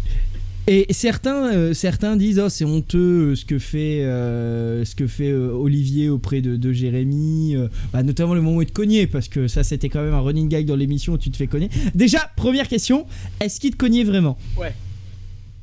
Oui, est-ce que il te faisait mal ? Non, jamais. Pas cette force pour ça. Non. Tu sais que même si t'es allé, il peut te retrouver, t'es au courant ? En plus, non, mais tu veux que je te dise ? Tiens, ça c'est marrant puisque tu parles de ceux dont t'es proche. Le seul que j'ai au téléphone régulièrement, à part Laurent à qui on s'envoie des messages, mais voilà, le seul que j'ai au téléphone régulièrement, c'est Olivier qui m'appelle. Parce qu'il est en Polynésie et qu'il doit se faire un peu chier, que quand on se parle, on rigole bien. Et étrangement, je crois, c'est le seul qui m'appelle en fait. Oh putain. Ouais, tu vas me répondre. Hein. Tu vas me répondre hein, parce que je te jure, moi j'en ai marre de t'attendre. Hein, alors tu vas me répondre tout de suite parce que je suis pas là pour rigoler, moi. Hein, je suis pas là pour rigoler. Et écoute, c'est marrant parce que à cette époque-là, évidemment, il tapait. Évidemment, je poussais des hurlements parce que sinon, t'es à la radio, parce que sinon, c'est ça. Évidemment, je lui rendais les coups qu'il ne sentait pas. Non, mais du coup, c'était drôle parce qu'il arrivait des moments où il essayait de enfin, j'étais de l'autre côté de la table et je le voyais qui essayait de se déplacer pour venir m'attraper, quoi, tu vois. Et ça, non, mais ça a créé un joke. Ça, bien sûr, ça a créé un joke, mais il y a jamais, on a toujours eu des très bons rapports, en fait, avec Olivier. On a toujours eu des très bons rapports. Après, voilà, je parles dans un micro, tu rentres dans un personnage, quoi. Un peu. Ouais, et justement, toi, est-ce que tu avais des personnages, comme on dit, que tu appréciais moins, des gens qui étaient sur des postures que tu veux dire quoi, que c'était un peu trop... Ta question, c'est est-ce qu'il y a des gens dans l'équipe que j'aimais pas? Ça, c'est la question d'après. Moi, c'était plus la posture de certains que t'aimais pas, qui faisaient un peu trop le show ou des trucs comme ça, et que ça te saoulait un peu. Oh, bah alors franchement, alors, peut-être que oui, même sans doute. Qui en particulier? Putain, j'en sais rien. Après... Putain, quand tu fais 5 émissions par semaine, il y a évidemment des moments où il y a des trucs qui vont te saouler. Voilà. Putain, qu'est-ce qui me saoule Tes questions. Non, même pas. Qu'est-ce qui m'a saoulé? Non, mais c'est pas très gentil ce que je vais dire des trucs pas très gentils, puis les mecs vont mal le prendre et tout, donc est-ce que je me lance là-dedans? Non, c'est pas ça. En fait, j'appelle Morandini. Non, c'est pas tellement ça. Tu veux que je te dise, c'est pas du tout par rapport aux personnalités ou etc. C'est plus par rapport aux résultats de l'émission. Ouais. Moi, c'était important, comme pour Laurent, que l'émission elle soit réussie, parce que c'est ça l'objectif, quoi. Et quand t'as des gens, soit qui ne commencent à mal prendre des vannes, alors que les vannes sont franchement acceptables, ça me fait chier. Parce qu'en fait, tu dis, attendez les gars, en fait, on est tous là pour s'en mettre plein la gueule, avec gentillesse, avec un bon fond, mais on est censé pouvoir y aller, puis normalement, on est censé avoir la retenue qui fait que, s'il y a un mec dont le fils est mort, tu vas pas faire une blague sur l'enfant mort, tu sais que tu vas pas faire ça parce que c'est une blague d'enculé. En revanche, tu peux, voilà. Et surtout, s'il faut commencer à faire un tableau avec machin, on peut pas parler de ça, avec machin, on peut pas parler de ça, avec machin, tu peux plus faire d'émission. Donc, quand il y a des gens qui sont dans un truc de je prends mal certains trucs, alors que ça mérite pas, ça fait chier. J'ai pas de nom en particulier, mais je sais que ça a dû arriver. Les gens qui ralentissent le programme parce que ils se parlent les uns sur les autres, parce qu'ils s'écoutent pas, ou qui redisent un truc qu'on a dit 2 secondes avant, ou c'est souvent des trucs qui sont coupés d'ailleurs au montage. Mais sur le moment d'enregistrement, tu dis putain, on était dans une bonne dynamique. Pourquoi t'allais refaire la blague qu'on a faite il y a 5 minutes parce que tu l'as pas écouté, quoi. En fait, c'est un manque de concentration et de professionnalisme. Et il y a des gens qui sont des super professionnels, super capés dans l'exercice, qui ont du mal avec ce genre de truc pourtant. Et ça me fait vraiment chier parce que je me dis putain. Et est-ce que une des personnes concernées dit souvent tu me connais? Non, oui, alors Titoff, ouais, parce que Titoff, non, mais les retards, au bout d'un moment, la joke du retard, moi, ça me pète les couilles parce que moi, je suis à l'heure et j'ai la maladie des horaires. C'est-à-dire que je suis tout le temps à l'heure dans ma vie, mais c'est maladif. Donc, au bout d'un moment, le retard, c'est marrant 3 fois, au bout d'un moment, ça fait chier. Oui, pour le coup, mais même pas que, hein. Typiquement, je suis désolé, c'est un autre Christophe, mais j'ai des souvenirs, putain, de Chavannes, des gens qui sont à contre-courant. En fait, c'est même pas à contre-courant, c'est à contre-temps sur des trucs. Où tu dis putain, et Laurent ça le rend ouf, je sais que ça le rend furax au bout d'un moment, et que ça soit de Chavannes ou Titoff ou n'importe qui d'autre, il a zéro état d'âme là-dessus. Laurent, lui, c'est le programme et il a raison. Et je sais qu'il y a plein de fois, je suis désolé, hein, pour De Chavannes, je peux citer c'est le premier qui me vient, mais il y en a plein d'autres, c'est vraiment rien de personnel. Ou même Christine parfois qui partait sur des trucs où en fait elle sait que ça va vénérer Laurent et que en fait ça va générer du off, ralentir le programme, et tu dis putain, le faites pas, quoi, tu vois. Voilà, ça fait partie des trucs qui me faisaient chier, c'est tout, quoi. Moi j'ai un souvenir, alors pas d'On va gêner, parce que c'est mon grand regret de n'avoir jamais pu assister à On va gêner parce que j'étais trop jeune. C'est vraiment un de mes grands regrets. T'aurais pu baiser Daniel, hein, c'est dommage. Alors justement, ça c'est une deuxième question, mais j'en profite. Est-ce qu'elle est toujours vivante ou t'en sais rien? Parce que tu sais qu'il n'existe qu'une seule photo de Daniel que j'ai trouvée. Tu sais que j'ai déjà posté 2 best-of de Daniel du public. 2 best-of. Et vous racontez. Mais il y avait Michel aussi. Bien sûr. Michel. Évidemment. Et en fait, c'est Stevie qui avait posté la photo sur les réseaux sociaux de Daniel. Donc il n'y a qu'une seule photo. Mais ouais, c'est vous. Non, mais et ça j'adorais ça. Ça, putain, qu'on prenne à partie les 2 vieilles du public et tout. C'est le jour où on en a fait quelque chose. Je sais pas qui est le premier. Parce que je pense que Laurent, il voulait pas trop aller là-dessus et tout, tu vois, on jouait avec le public, c'était pas sa cam de faire ça, tu vois. C'est le genre de truc qu'aurait fait Hanouna ou qu'a fait Hanouna bien plus tard, mais c'était pas la cam de Laurent de faire ça. Mais je sais pas qui est le premier à les avoir vraiment pris à partie pour qu'on en fasse des personnages dans l'émission. Mais putain, qu'est-ce que c'est drôle d'avoir fait ça. Moi, ça me fait marrer en tout cas. Donc oui, la question du public, c'est mon grand regret de ne jamais avoir pu assister à On va gêner parce que j'avais 15 ans et demi et malheureusement ça passait pas. Je voulais y aller, c'était au moment, je crois, il fallait passer par le bureau de Jean-Marc Morandini pour arriver au C'est studio. ça, et Donc, c'était problématique. C'est une prise de risque.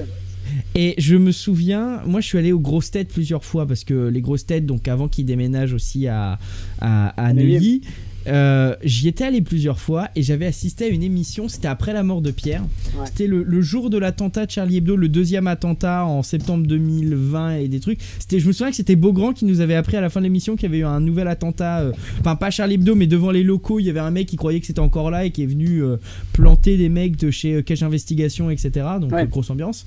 Et ce jour-là, j'étais au premier rang. Et j'étais vraiment à 50 cm, 60 cm de Titoff. Et moi, Titoff, bah, évidemment, en tant que fan d'On va gêner. En plus, c'était une émission qui était, moi, ce que j'appelle une émission On va gêner, c'est-à-dire c'est quasiment que des anciens d'On va gêner. Donc moi, j'étais ravi. Ou avec des On va gêner compatibles. Comme je dis, des Yoann Ryu, des trucs comme ça qui sont au VSG compatibles. Et Titoff a sorti une vanne, mais j'étais le seul à exploser de rire parce que j'avais la ref. Il a fait une ref à Pierre Bénichou. Il y avait Laurent qui posait une question sur Eugénie Le Sommer, la joueuse de foot. Et il fait, alors c'était le qui est qui, enfin tu sais, où il posait des questions. Et Titoff il fait, oh je l'ai niqué. Et en fait, ce qui est terrible, c'est que Laurent, je pense, n'a pas eu la ref. C'est-à-dire que Laurent lui a dit, il a dit, c'est classe ça, Titoff, dis donc. Et en fait, là où j'étais déçu, c'est que ça a été coupé au montage. Alors que moi, et tu sais, j'ai eu un eye contact avec Titoff juste après, en lui disant, j'ai la ref, mec. J'ai la ref. Mais en fait, le problème, c'est que certaines jokes, en fait, elle est très malvenue. Parce que ce que je veux dire, c'est que quand Pierre Bénichou parle soit d'Edith Piaf ou de gens qui sont morts, qu'il a éventuellement niqué pour de vrai, c'est marrant parce que tu te dis putain, tu vois un truc en noir et blanc. Et quand il dit, quand tu parles de Lady Gaga, qui est Lady Gaga, il est niqué. Alors c'est marrant parce qu'il sait même pas qui c'est. Et c'est impossible si tu veux que Pierre Bénichou ait niqué Lady Gaga, tu vois. Donc comme t'es dans un truc absurde, ça passe. En revanche, quand tu parles d'une footballeuse qui doit avoir, je sais pas, 30 piges et que Titoff peut potentiellement avoir niqué la footballeuse, c'est un peu miso, macho, vulgaire et possible. Donc, mais c'est pour ça que en fait, elle peut pas passer cette vanne. Pardon de faire la dialectique de la vanne, mais c'est voilà. Donc c'est pour ça qu'il l'a coupé. Et c'est pour ça que je pense que Laurent il avait la ref, mais il s'est dit mais en fait c'est comme si moi j'essayais de faire des blagues de Pierre Bénichou, ça ne fonctionne pas. J'essaye souvent, mais ça ne fonctionne pas. Tu veux pas dire Lady Gaga, je l'ai niqué juste pour essayer? Ouais, tu vois, Lady Gaga, j'ai niqué. C'est pas crédible. Mais non, c'est pas crédible. Et lui non plus, mais sauf que lui c'est drôle. Le beau Pedro, roi du tango. Mais tu vois, c'est comme, j'en sais rien, il y a plein de trucs. C'est comme si je commençais à te parler de Marcel, mon beau-frère. Ah, Marcel. Mon beau-frère, il peut pas s'appeler Marcel, tu vois. Il y a peu de chance, quoi. Donc, mais tu sais que c'est des références que des gens balancent dans la vraie vie. Enfin, des fans de Pierre Bénichou et tout ça. Mais il y en a, ils font des vannes là-dessus. Et même sur les réseaux sociaux, tu vois que t'as encore plein de fans de Pierre Bénichou qui sortent les. Et là, tu sais, je sais pas si t'as vu, j'ai sorti un best-of de 13 heures sur Pierre qui a fait 300. C'est, je crois, la 5e vidéo la plus vue sur On va gêner. Même moins, même 3 dans le top 5 des vidéos les plus vues. Et là j'ai prévu pour 2024, donc c'est pas pour tout de suite, mais de péter les scores avec une vidéo de 24 heures de Pierre Bénichou. Et 24 heures inédites, c'est-à-dire des trucs que j'ai pas encore compilés avant. Donc là c'est les 24 heures du Pierrot. Tu viens de me donner le titre. Merci, je t'enverrai des droits d'auteur. De toute façon, voilà. Et je voulais te poser une question sur oh merde. Sur comment ta réputation de faillot, parce que t'avais cette réputation. Je me souviens moi d'une des premières vidéos YouTube sur On va gêner publiées sur la chaîne d'Europe 1 où on te voyait à 8h et quelques du mat préparer des questions dans le bureau Europe 1 où on te vannait sur dire bah lui il dort là, il est toujours là, etc. D'où vient cette réputation de faillot, etc. par rapport à ça? Alors je ne sais plus. À mon avis, c'est pas tellement lié au fait que j'étais là avant pour préparer les émissions, machin, etc. C'était plus lié au fait que quand les gens autour de la table n'avaient pas la bonne réponse, moi je l'avais. Parce qu'en fait, j'avais lu la presse, j'ai lu tous les journaux et j'ai dit même on lit tous les mêmes, quoi. Donc, Ce que toi, t'étais un meilleur acteur que Bonaldi. Voilà. Eh ben, c'est exactement ça. C'est exactement ça. T'as tout résumé. Et donc, forcément, quand au bout d'un moment, ça patine, et que Ruquier sait que j'ai la réponse, parce que je suis pas. Enfin, on a lu les mêmes journaux, donc il sait que j'ai la réponse, et qu'il me regarde, il dit bon, bah, Michalak, dites-leur. Et je fais oh, bah, vous savez que. Je sais que tu sais, vas-y, balance ça. Et forcément, t'as un côté genre, ah, le Fayot, il a la réponse depuis le début, il nous a laissé passer pour des cons et tout. Et donc, on en a fait une sorte de gimmick, de joke, et à mon avis, ça vient de là. Voilà. Joujou.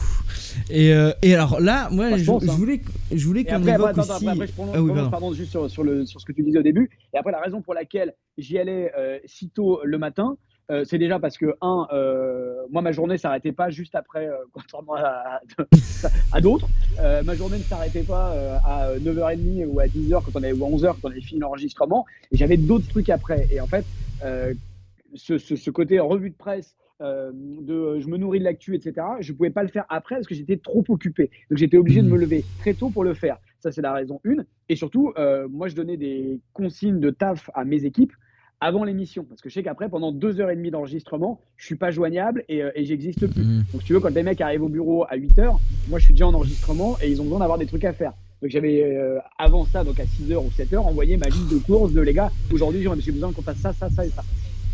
Parce que t'avais du coup ta boîte de prod et t'avais le soir après c'est à vous. Il y avait C'est à vous le soir, donc c'est à vous pareil, comme il y a plein de gens qui avaient des chroniques, je leur disais voilà, j'ai trouvé ça dans la presse, essayez de récupérer telle image ou telle interview de tel mec qui en monte les Ah, parce que toi t'étais pas juste chroniqueur dans C'est à vous, t'avais un rôle édito dans C'est à vous. Non, j'avais un rôle sur sur ta chronique à toi. Ok. C'est qui de fil en aiguille c'est dilué en j'arrive et j'improvise un truc. À la fin, c'était vraiment comme ça, quasiment. Mais au début, en tout cas, oui, je sais quand j'envoyais des consignes, un texte écrit, un machin et tout, pour que les équipes puissent fabriquer les éléments, quoi. Trouver une vidéo, un son, un truc, pour illustrer mon propos à l'antenne. Et je me souviens d'une anecdote que tu m'avais racontée sur C'est à vous, justement, avec Nadine Morano. Est-ce que tu t'en souviens? Qui a demandé à ce que je me barre du plateau? C'est ça. Tiens, c'est plus con encore. Non, mais parce que tu sais que cette anecdote, je l'évoque souvent, moi, sur ma chaîne professionnelle. Franchement, il a été condamné en disant que c'était une conne. Je crois pas, non. Guy Bedos. Je crois qu'il a été relaxé. Donc je peux le dire aussi. Non, mais sérieusement, non, alors l'histoire, elle est véridique. C'est qu'en fait, un jour, Nadine Morano, sur le plateau de C'est à vous, sort sa fameuse phrase qui n'était, je sais plus exactement, je vais la déformer, mais grosso modo, c'était de dire « Oh, mais je suis pas raciste, ma meilleure amie est noire ». La politique, c'est très difficile. C'est très difficile dans les choix qu'on a à faire, dans les décisions qu'on a à prendre. Et là, me faire passer pour quelqu'un, par exemple, qui serait raciste alors que j'ai des amis qui sont justement arabes et dont ma meilleure amie qui est tchadienne, donc plus noire qu'une arabe, je trouve ça choquant. Morano. Et c'est choquant aussi, vous savez pour qui? Pour ma famille. Et c'est ma famille que je dois protéger. Parce que moi aussi, j'ai des enfants. Dans quelques jours, je vais avoir un petit-fils. J'ai pas envie qu'on laisse à croire que Nadine Morano est quelqu'un de raciste parce qu'ils savent très bien que c'est pas vrai.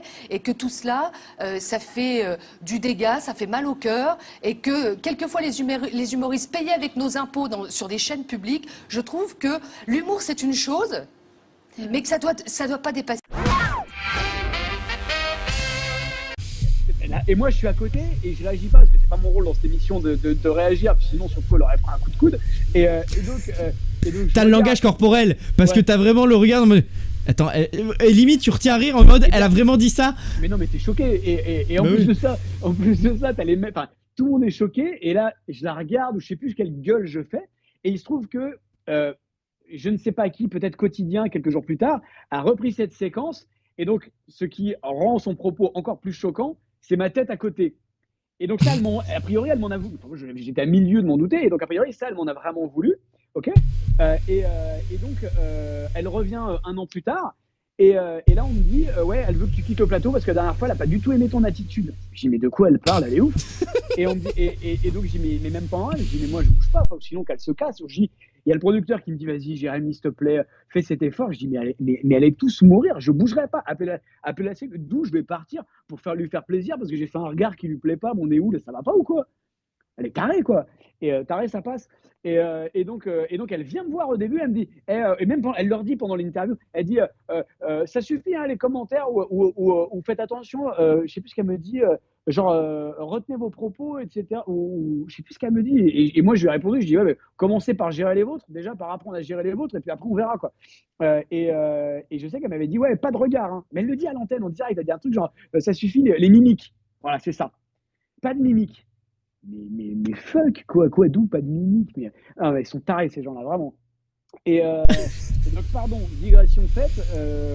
Et déjà à l'époque, je trouvais que c'était une usurpatrice, Nadine Morano. Mais alors là, je le pense, mais encore plus, quoi. Plus les années passent, et plus je me dis, mais qui a mis ça là et qui a pas balayé, quoi. Vraiment. Oh là là, moi j'applaudis, je dis bravo monsieur pour la référence. Vrai, bon, bravo. Il y a plus embêtant qu'elle, hein, dans les élus de la République, mais en tout cas, Oui, c'est parti oui, oui. effectivement des trucs dont ça va rien, quoi. Tu sais ce que disait Pierre? Au championnat du monde, tu serais deuxième, tu sais pourquoi? Parce que t'es trop con pour être premier. C'est un peu ça.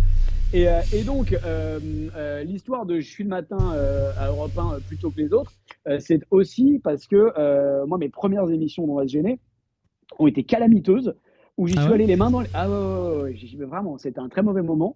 J'en ai fait 2, et les 2 fois, je me suis fait éclater par tout le monde, et j'ai pas tellement compris pourquoi, si ce n'est que j'étais allé vraiment les mains dans les poches, genre, ah, il y a un micro, ouais, super, je vais être drôle. Et en fait, non seulement je l'étais pas, et puis j'étais avec des mecs qui l'étaient beaucoup plus, et j'étais avec des gens qui avaient pas du tout l'intention de me laisser une place. Et donc, j'ai fait 2 émissions. Après, j'en ai plus fait pendant 1 an, 2 ans, j'en sais rien. Ah Et oui. j'ai rappelé Laurent en lui disant, écoute, je crois que j'ai compris ce qui allait pas. Laisse-moi réessayer. Je lui ai renvoyé ce message 2 ou 3 fois, et au bout de 2 ou 3 fois, il me dit, ok, bah, vas-y, viens, on essaye. Et là, j'y suis allé en disant, ok, maintenant, tu vas préparer le truc, tu vas arriver avant les autres, qui arrivent, eux, les mains dans les poches, mais qui ont cette capacité et ce talent pour le faire, que moi, je n'avais pas. Je sais pas si je l'ai un peu plus aujourd'hui, mais j'ai en tout cas plus d'expérience. Et je l'avais vraiment pas. Et donc, je suis arrivé le matin, et j'ai bossé, quoi. Et j'ai préparé les trucs. Et du coup, je savais de quoi on parlait. J'écrivais 2-3 interventions, 2-3 conneries, 2-3 machins. Voilà, quoi. Et c'est pour ça et c'est comme ça que j'ai réussi à me faire une petite place dans l'émission, quoi. Ouais, c'est comme au foot, il y a ceux qui ont un talent inné qui le travaillent, et il y a ceux qui arrivent à leur niveau en travaillant énormément pour servir les autres en partie aussi. Voilà, il y avait un peu de ça. Voilà. Donc je pense que ça a contribué aussi à la légende du lèche-cul, etc. Ce qui n'est pas du tout mon trait de caractère principal. Dans la vraie vie, je veux dire. Dans la vraie vie. Et moi je voulais parler justement parce que tu as dit un truc au début de l'émission assez intéressant. Tu as dit je pense que la liberté de ton est plus grande aujourd'hui, on peut dire plus de choses qu'on veut qu'à l'époque. Et je voulais réagir là-dessus parce que je voulais venir notamment sur l'aspect joujou gay, etc. Puisque je sais pas si tu as vu, mais il y a une enquête qui a été faite par l'association des journalistes LGBT en France contre Ruquier par rapport aux grosses têtes. Je sais pas si tu avais suivi ça, qui trouvait que les grosses têtes c'était des émissions homophobes, grossophobes, etc. Moi, ce qui me fait un peu rire quand on rappelle quand même Ruquier est l'un des premiers artistes à avoir fait son non mais l'un des premiers artistes à faire son coming out sur scène, ce qui n'était pas commun il y a 20 ans. Et toi, tu dis que justement le ton est beaucoup plus libre aujourd'hui qu'à l'époque. Je dis qu'il y a un truc qui est communément répété aujourd'hui, qui consiste à dire que on peut plus rien dire, c'était mieux avant.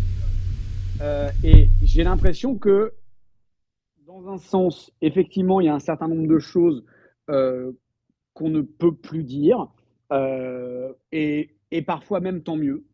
Tu vois, il y a mais l'évolution de notre civilisation passe par ces moments-là. Ça a toujours été le cas. Je veux dire, il y a 100 ans, tu pouvais parler d'un mec en disant c'est un nègre. Aujourd'hui, tu ne peux plus le dire, et c'est tant mieux. Même s'il y a des gens qui doivent se dire oh mais c'est rien, on dit juste ça pour rigoler. Ouais, mais donc je trouve ça bien qu'à un moment donné, on arrive quand même à fermer un peu le robinet sur des choses qui sont choquantes, sur des trucs qui sont trop méprisants, et surtout des trucs qui sont blessants. Ça, c'est le premier point. Parce que oui, il y a des gens qui souffrent. Il y a des noirs qui souffrent d'être noirs, il y a des gays qui souffrent d'être gays, il y a des gros qui souffrent d'être gros, il y a ce que tu veux, évidemment. Et que si on arrive dans du foutage de gueule open bar, je pense que ça a certains dommages collatéraux, et que donc c'est bien de pouvoir limiter la casse. Après, effectivement, avoir peur de son ombre, c'est peut-être encore pire. Donc je pense qu'il faut savoir, dans la provocation et dans ce genre de sujet, mais je pense qu'il faut y être avec vraiment millimétrer son propos et faire gaffe quand on l'utilise. Après, effectivement, taxer Laurent Ruquier d'homophobie, c'est un non-sens. Après, dire que c'est de la beaufrie de faire de la blague sur les gays, pourquoi pas, si on veut. Why not? Après, il est vrai que souvent, de toutes nos époques, quand on ne sait pas trop quoi trouver comme chute, ça finit souvent dans le cul de Stevie. Souvent. Non, mais c'est la réalité du truc. Ou dans le tien, ou dans le tien. Mien, ou dans le mien. Ou parfois les deux en même temps. Bah, moi, j'ai été victime d'hétérophobie à ce moment-là. Non, mais tu vois. Donc... Bah, j'ai une blague pour toi qui date d'On va gêner, qui a été envoyée par un mail. C'est Joujou qui pète et Laurent Ruquier qui lui dit laisse ouvert, j'arrive. Évidemment, voilà. évidemment, c'est un classique. Mais moi, ça me fait rire. Ça me fait rire parce qu'en fait, ça me blesse pas. Parce que et puis surtout, voilà, pour le coup, elle est même pas. Il y a même pas d'homophobie. Il y a une blague. Il y a une blague sur deux homosexuels, mais il n'y a pas d'homophobie. C'est l'histoire de deux mecs qui sont en train de se prendre par le fion. Mais non, mais c'est ça la blague. Mais il n'y a pas d'homophobie là-dedans. Tu vois ce que je veux dire? Oui, c'est juste deux éléments. On rit pas d'eux, on rit de la situation. Exactement. Et certes, la situation est provoquée parce que c'est deux personnes du même sexe qui sont en train de se pécho. Certes, mais il n'y a pas d'homophobie. Ça fait mal à personne. C'est un saut-cul qui se fait prendre. Mais sûr, ça fait mal à personne. Ce que je veux dire, cette blague en elle-même, a priori. Il n'y a pas un gamin homosexuel persécuté qui va se suicider parce qu'on a fait entre nous cette blague-là. Ok. Donc ça, je pense que c'est le genre de truc qui ne mérite pas effectivement de tomber sous le coup de la censure. En revanche, quand je te dis que j'ai l'impression qu'on peut encore dire des trucs, putain, tu regardes C8 à 19h? Alors pour le coup, moi je regarde pas, mais je voyais un papier dans Télérama que je ne lis pas non plus, mais je l'ai lu cette fois-ci, où ils ont pris un extrait d'une blague de Benjamin Castaldi qui raconte, c'est l'histoire d'un Français, d'un Noir et d'un Juif, d'un Français, d'un Arabe et d'un Juif. Et là, tu te dis, oh, et la blague antisémite, parce qu'évidemment, le Juif à la fin a de l'argent, ce qui est quand même le truc un des trucs de l'antisémitisme quand même, puisque ça vient aussi en partie de là, de le reprocher de diriger le monde et d'avoir l'argent, et je sais pas quel fantasme à la con encore. Bref, et je me dis, putain, d'un côté on dit qu'on peut plus rien dire, mais de l'autre côté, en fait, en direct, à la télévision, sur une chaîne nationale, tu peux faire une blague border antisémite de manière détendue. Sans oublier que quand on dit c'est un Français, un Arabe et un Juif, ça veut donc dire que le Juif, il peut pas être français. Ouais. Non, tu vois, c'est des trucs, c'est une nationalité. Donc bref, c'est non seulement c'est bête, pas très drôle, c'est bouffe, mais en revanche, les mecs la racontent sans problème à la télévision. Donc je pense qu'on peut encore dire des trucs. Peut-être malheureusement. Je me souviens de Pierre qui rigolait. Attends, pardon, je termine juste sur un truc, excuse-moi. Mais en fait, le truc où on se dit aussi aujourd'hui qu'on ne peut plus rien dire, c'est que on apporte tellement d'importance aux réactions des gens suite à un propos, parce qu'il y a les réseaux sociaux, ce qui n'existait pas avant, que ouais, dès que tu dis un truc, bah en fait, tu scindes ta page en deux entre les j'aime et les j'aime pas. Et donc forcément, tu t'exposes à... t'es en train de te caresser ou quoi? Il y a le téléphone qui fait comme ça. Ah non, je t'explique, c'est qu'en fait, je suis hyper actif. Non, t'es pas mon type, Non, juste pour expliquer, c'est parce qu'en fait je suis hyper actif et du coup j'ai la jambe qui tremblote, je fais sautiller ma jambe sur moi-même et comme je suis sur mon bureau. Évidemment, bien sûr. Évidemment.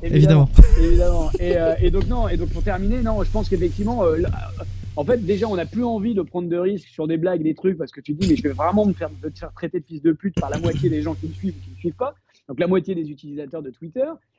Et puis voilà, puis on est dans un truc aussi sur la dénonciation on appelle l'Arcom et le CSA pour dire hey, il a fait une blague sur les Noirs et tout, enfin on est dans un truc assez délirant. Donc de ce point de vue là, ouais, on peut moins dire de choses parce que ça provoque des remous hyper chiants.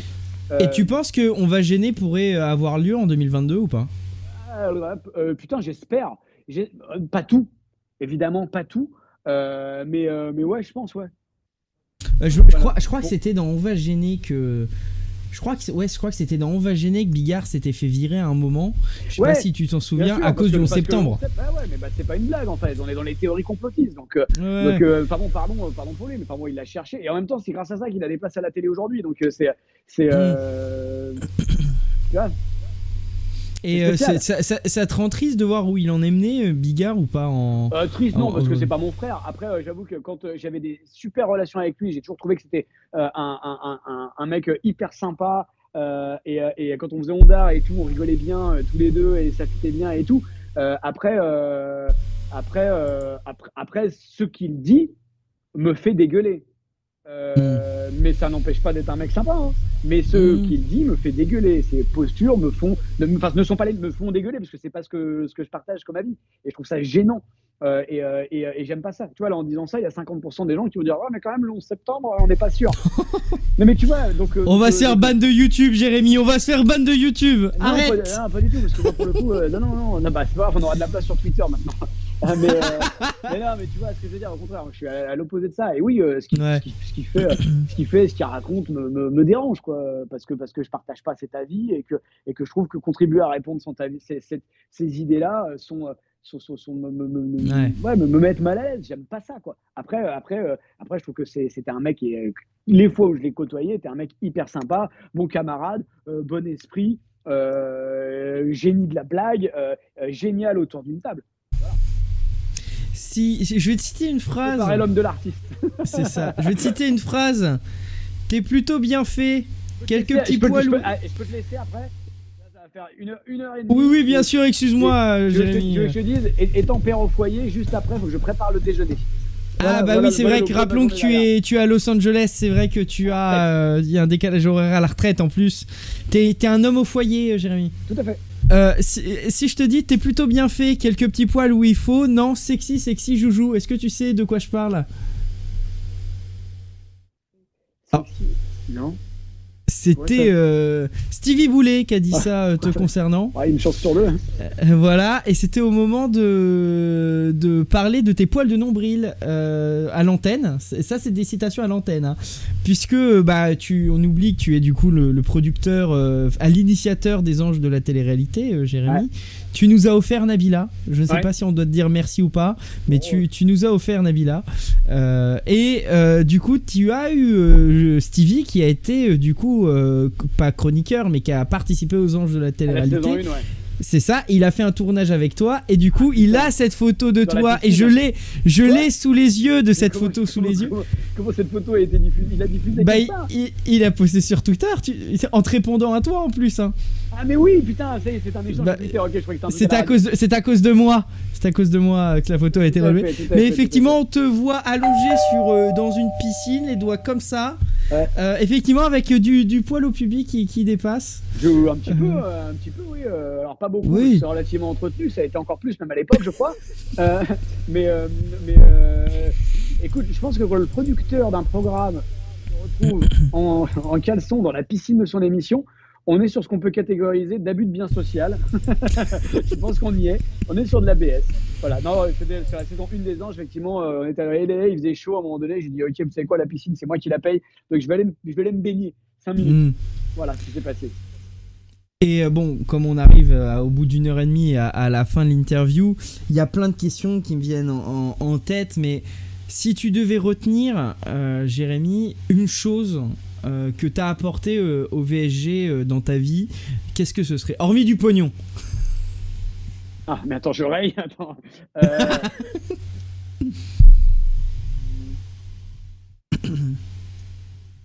Qu'est-ce qu'on va dire? Alors, honnêtement, je pense que le truc dont je me souviens le plus, ça m'a apporté des éclats de rire. Voilà ce que ça m'a apporté. On va se gêner. Pas toujours, évidemment, parce que les matins et tout, on traînait la patte, les émissions n'étaient pas terribles, on se faisait chier, ou on était malade, ou j'en sais rien. Mais j'ai le souvenir de moments de rigolade. Tu sais, un peu comme les fous rires que tu as à l'école, quoi. Tu vois, le truc où putain, t'arrives pas à le retenir. Et le rire qui te fait du bien, quoi. Et je crois que c'est ce que ça m'a apporté de meilleur. C'est des vrais moments de rire sincère où ton corps profite du fait que tu rigoles, quoi. Et je me souviens après l'émission, certains matins, de partir sur mon scooter pour aller faire d'autres trucs, produire Nabila ou je sais pas quelle connerie, et de me partir sur le scooter et de dire oh putain, je suis bien, quoi. Je suis bien, ça m'a fait du bien, quoi. Tu vois, c'est genre la dopamine ou l'endorphine, ou je sais pas ce que ça génère quand tu rigoles, mais putain, comme je vais dire comme un rail de coke. Non, c'est pas ce que je voulais dire. Un peu, ouais, je sais pas, comme un shoot qui te fait du bien, et le fou rire a fait du bien sur ton corps et sur ton esprit. Et je me souviens vraiment de matin de quasi plénitude, tellement on a rigolé, quoi. Tu dis, waouh, putain, c'était bon, quoi. Jusqu'au jour où quelqu'un a totalement dégueulassé ton scooter. Je me souviens, t'avais raconté ça avec des œufs, de la peinture ou des trucs comme ça. T'as trouvé qui c'était qui avait fait ça ou pas au final? C'était arrivé devant Europe 1, j'ai eu le droit à ça? Je crois, j'ai souvenir que t'avais raconté ça dans une émission. Quelqu'un avait totalement défoncé ton scooter avec de la peinture, des trucs comme ça, ou des œufs. Peut-être que c'était pas toi, peut-être que je confonds, mais il me semble que c'était toi. Oh, c'est possible. Non, je ne l'ai jamais retrouvé, c'était enculé. Mais non, je ne l'ai jamais retrouvé. Non, je vais pas chercher. Bon, Jérémy, merci d'avoir répondu à mes questions. Est-ce que tu as un message pour les personnes qui nous regardent je pense que je vais sortir la vidéo, d'ici le 20 décembre. Est-ce que tu as un mot aux personnes qui nous regardent? Est-ce que vous êtes là? Est-ce que j'ai... Non, j'ai pas de mots. Non, j'ai rien à leur dire, c'est qu'on a... Non, rien de spécial. Non, ce qui est marrant, c'est effectivement, merci à tous ceux qui me suivent. Enfin, merci, non, je vais même pas dire merci. Merci à ceux qui ont suivi à l'époque. On va se gêner. Et c'est marrant qu'effectivement, aujourd'hui, il y a encore des traces de ça, même si quand on faisait ces émissions, l'idée n'était pas de rentrer dans l'histoire de l'audiovisuel ni quoi que ce soit. C'était juste de ricaner comme des crétins. Et c'est ce qu'on faisait plutôt bien, j'ai l'impression. Voilà, donc non, écoute, rien. Non, j'ai rien à leur dire, moi. Oh les commentaires, tu vas te prendre. Mais non, déjà je m'en branle et surtout mais je peux être Miss France. Mais non, mais putain, c'est la vérité. Je peux être Miss France, c'était la bonne. Merci beaucoup à tous. Grâce à vous, on a eu une meilleure vie. Grâce à vous, il fait beau aujourd'hui. Grâce à vous, non, grâce à vous. C'est pas Christophe Beaugrand qui imite Monique Pantel que t'es en train de faire là. C'est ça. Peut-être. Non, vraiment. Merci à ceux qui étaient là à l'époque et qui ont suivi ce truc-là. Aujourd'hui, on n'y est plus. C'est cool, c'est marrant. Vous continuez à suivre ces aventures et c'est cool que toi, tu continues à faire ça. Et voilà. Mais qu'est-ce que tu veux que je vous dise, moi? J'ai rien à dire. Non, rien. Et pour les 25 ans d'On va gêner, il n'y a pas prévu d'une réunion. C'est dans 2 ans. Jérémy, pour te dire, c'est dans 2 ans les 25 ans. Hein. Écoute, non, à ma connaissance, non. J'ai pas été convié, j'ai pas été informé de ça en tout cas. Mais écoute, non, je pense que voilà, après, je pense que l'équipe a tourné la page. Ceux qui ont continué à la radio, ceux qui n'ont pas continué la radio, pour moi, c'était l'occasion vraiment de partir et de faire d'autres trucs. Et après 10 ans, je me suis même dit, alors que Laurent me proposait de faire les grosses têtes, je me suis dit, putain, c'est l'occasion de faire d'autres trucs. Ou en tout cas de faire moins ça, parce que et de partir, putain, surtout sur des bons souvenirs, quoi. Pas en se disant, waouh, je suis encore à faire ça. Si j'avais arrêté, j'aurais pu faire d'autres choses et tout. Donc moi, je suis ravi d'avoir arrêté. Au moment où on a arrêté, On va se gêner. Et ça restera une magnifique page de radio dans ma vie en tout cas. Merci beaucoup Jérémy d'avoir répondu à mes questions. C'était un vrai honneur, je le dis et je le répète, de te recevoir pour ce... Tu passes après Monique... non, pas Monique Pantel, après Isabelle Motro. Voilà, tu es le deuxième chroniqueur. Deux salles, deux ambiances. Ouais, mais c'était une interview tout aussi intéressante. On a parlé de Monique Pantel. Puisque je l'ai reçu après le décès de Monique Pantel dernièrement, qui est la dernière chroniqueuse en date à être décédée d'On va se gêner. Et on a une pensée évidemment pour tous les chroniqueurs qui nous ont quittés, Paul Vermus, Monique Pantel, il nous reste il y a Pierre Bénichou évidemment et tous les autres que...